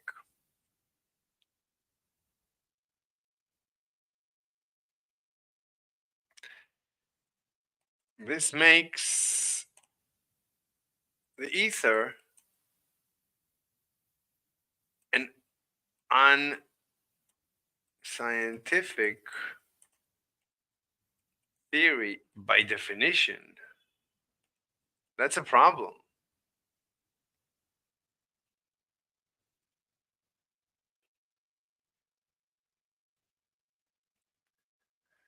We need to throw in everything. So all our discoveries need to go into this paper. This is like an ideas paper. So what did I wanted to throw in like something else that's what did we want to discuss? Yeah, we need to discuss the double slit experiment, the particle wave duality. Okay, but I wanted to think about this makes the ether an unscientific theory.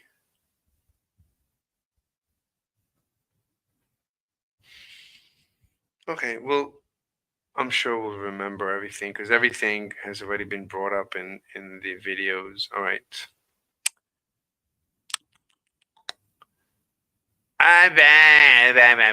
Okay, what do we got? What do we got? So SR reduces to simple wave mechanics.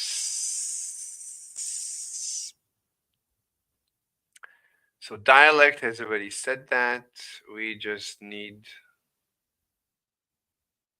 them to tell us how to reference them. What do we what else? What else? What's the point of this paper? So since this fabric, this ether fabric, why would you say that it's also the GR fabric? Besides Einstein saying that, why would you say that's it? Well, there's no room for two of them. You could argue there's room for two of them. No. Yeah, maybe. This ether fabric, why did I think? Well, because it's dragging the moon.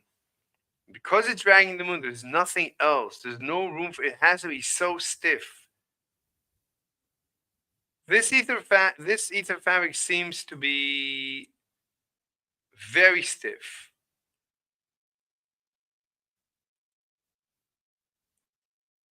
For two, at least for two reasons. One, it is the very media of gravity, of gravitational attractions.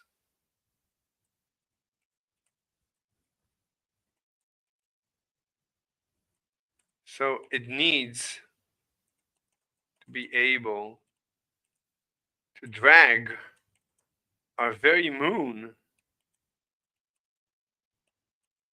into the Earth. And two, it needs to allow for light to zip through it.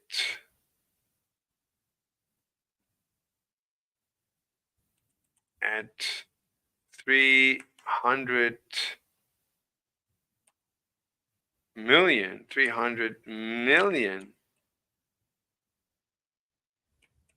meters per second. At 300 million meters per second. That's incredible. That has to be incredibly stiff. If it's that stiff, particles cannot move through it.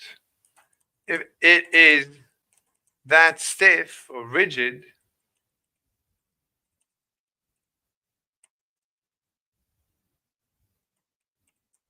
particles cannot move through it.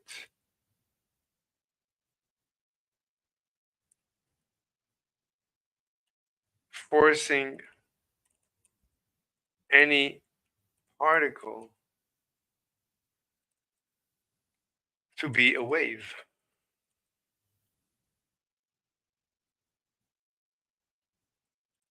Giving rise to quantum mechanics.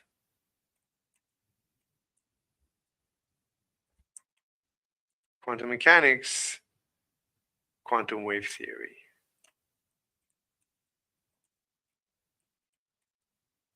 So quantum wave theory, we're forced, look at this, we're forced into quantum wave theory. Otherwise, it's impossible.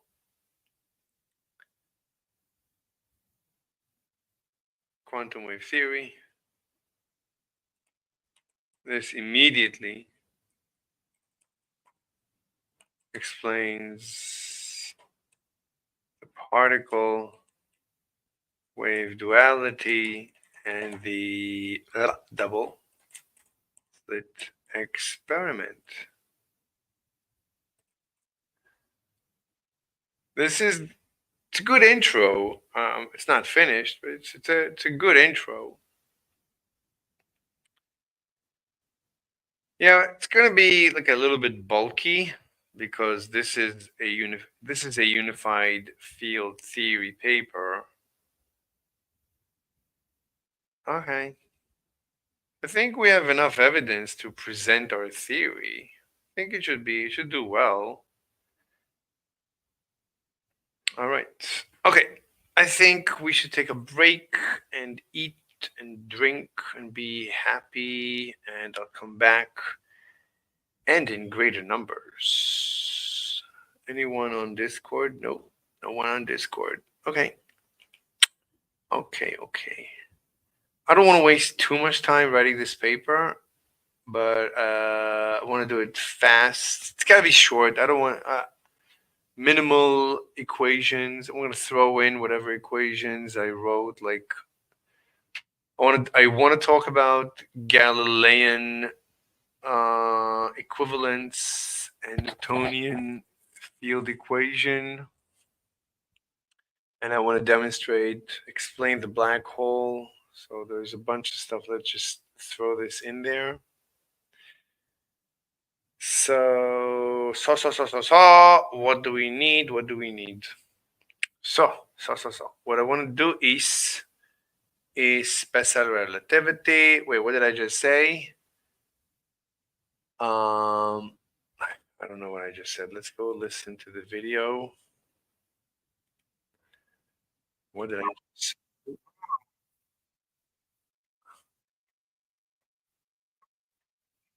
I'm listening. Yeah. And yeah, yeah, yeah.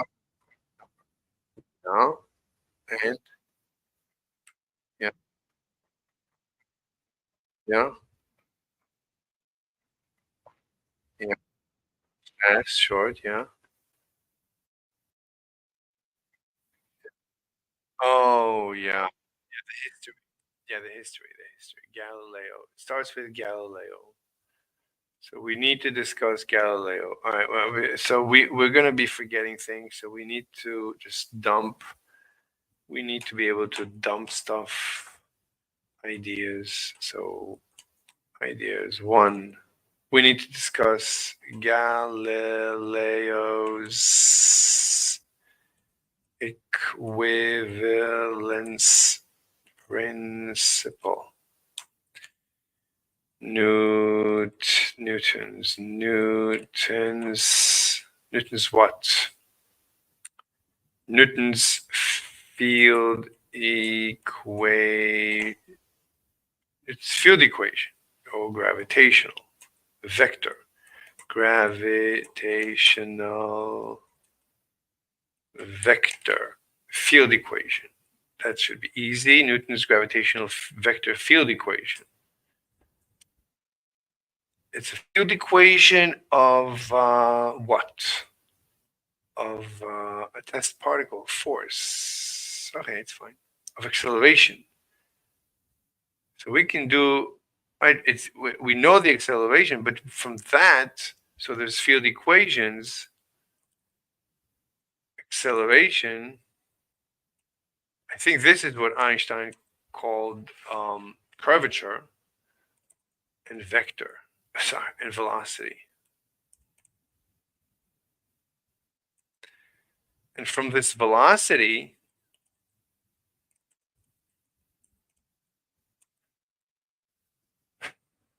derive Schwarzschild radius. How do you spell Schwarzschild radius? Share Schwarzschild radius. Schwarzschild radius. Yeah, but other people showed you can accomplish Schwarzschild radius without Schwarzschild. Anyway, how do you spell Schwarzschild? Is 2 words? That's ridiculous. Here is Schwarzschild radius. Schwarzschild radius. All right. From this velocity, derive Schwarzschild radius. And explain black holes.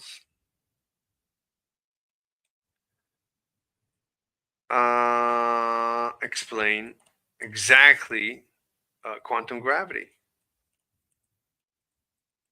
Explain quantum gravity in 2 parts. First, derive a black hole from a neutron star. So derive, and then when you derive it, you will show how a neutron, show how a single neutron can grow its gravity into that of a black hole. So we're going to create a black hole out of a neutron. I don't think anyone has ever done that. Let me check. Has anyone ever explained this? So many Nobel Prizes are waiting for us just for the picking. Each one is $1 million. That'd be so nice. Imagine getting like 10 Nobel Prizes, but it's impossible because every year they just give one. So how would they give? Like this year they'll give me one for this thing. The next year, it's like every year, every subsequent year they would give me another Nobel Prize. That would be so delicious because then I could afford so many chicks. Oh my god. Oh my god. Oh my god. I would have so many chicks around me. I would have a Chick-fil-A reminding me that I need to text my chick. All right. So, yeah. So the question is, has anyone ever shown that a neutron, that a neutron, and the neutron at the center of a neutron star into black hole? Has anyone ever discussed it?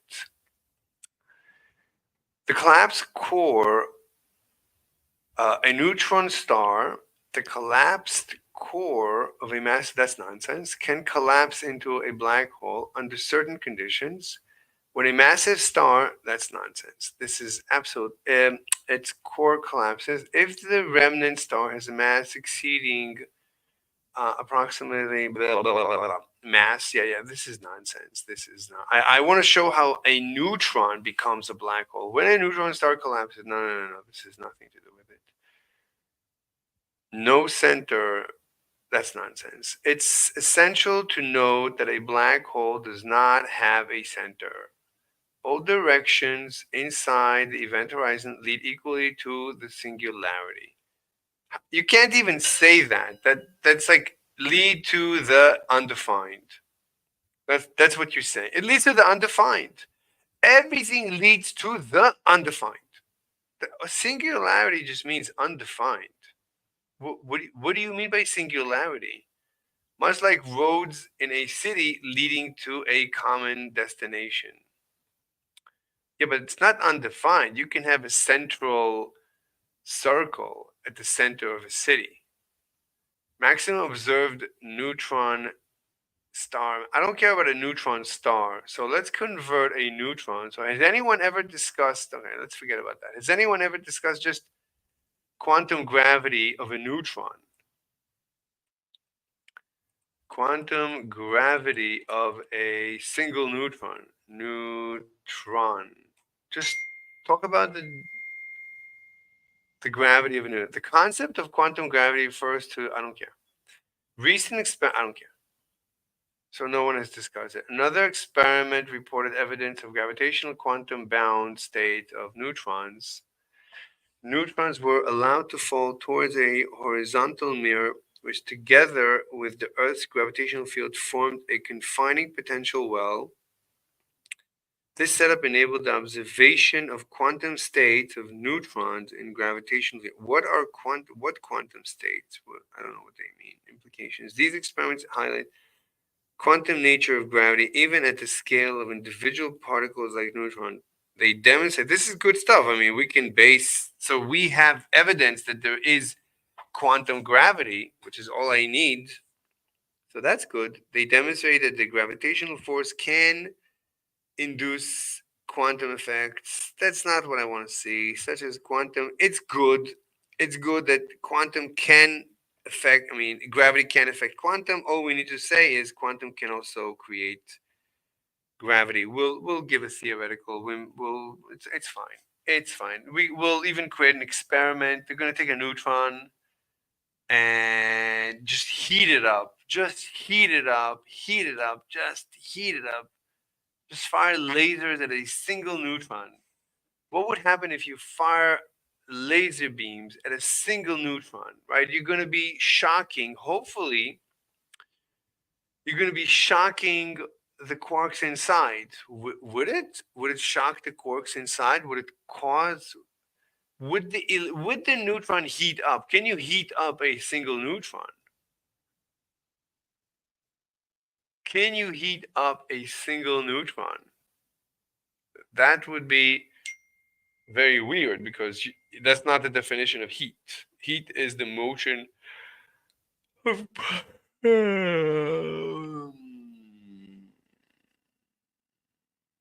I don't know. Okay, we'll come back to this. We'll come back, and in greater numbers.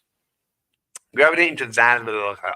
Okay, derive, explain quantum gravity, derive a black hole. That's fine.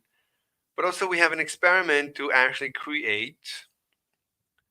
So we can create a graviton. We even thought about that. How to create a graviton. Create a graviton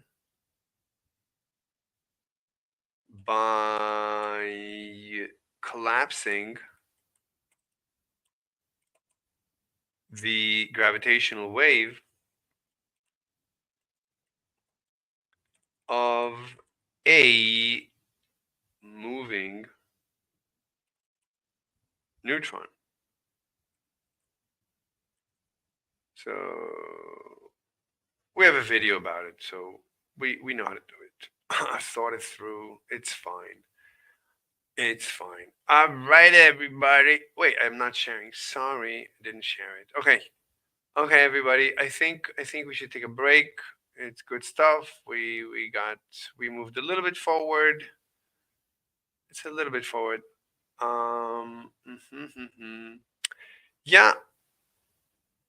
Unfortunately, I have so much to say that putting it in writing is going to take a very long time. So we shall see. We shall see. We'll see where it gets us. Maybe we need to collaborate. Maybe we can find people to collaborate that they'll put it in writing and we can just We'll theorize. Yeah, we're going to need to find collaborators. Collaboration. Okay, everyone. I'm going to stop here. Let's stop here and we'll continue after the break. Bye-bye.